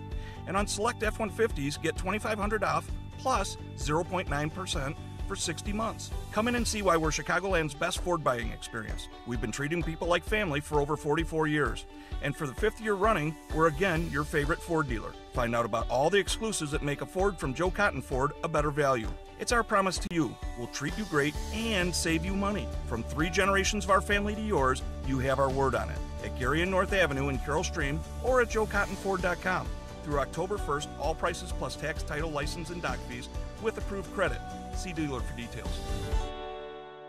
Let's think about customization presented by Liberty Mutual Insurance. Liberty Mutual customizes your auto insurance so you only pay for what you need. So why aren't more things in life customizable? Why isn't a burger cheaper when you ask for no onions? I don't want them, so shouldn't you deduct the price of the onions, right? Otherwise, I'm paying for the onions, but I'm not receiving any onions. Go to libertymutual.com for a customized quote and you could save. Liberty, liberty, liberty, liberty. Coverage is underwritten by Liberty Mutual Insurance Company and Affiliates, Equal Housing Insurer. Doctor, award-winning chief medical correspondent, and Salonpas user, Dr. Bob Arnott. For pain relief, the best solution may surprise you. I found that Salonpas Lidocaine Plus works best for my pain. It's powerful, available without a prescription, and uses 2 anesthetics to numb nerves right where it hurts. It starts to work on contact, providing effective, lasting pain relief I can count on. Salonpas, in the silver box with the blue wave. Balance of Nature's fruits and veggies in a capsule. I feel wonderful. I mean, a while ago, I was walking and my whole left side went tingly, and I don't know what happened. I've had the after effects of that in my hands and my legs, and I've noticed that since I've taken the fruits and veggies, I don't have that anymore. So that is one thing that I am very, very pleased with, is I don't feel any of that tingly sensation in my foot. It's like my nerves are getting healed or something. It's just wonderful. I love this. I'm very, very impressed with this product. For a limited time, use discount code CHICAGO to receive a 50% discount on your first preferred whole health system and have it shipped to you free. Call 1-800-246-8751 or go online to balanceofnature.com. Again, use discount code CHICAGO. AM 560, The Answer.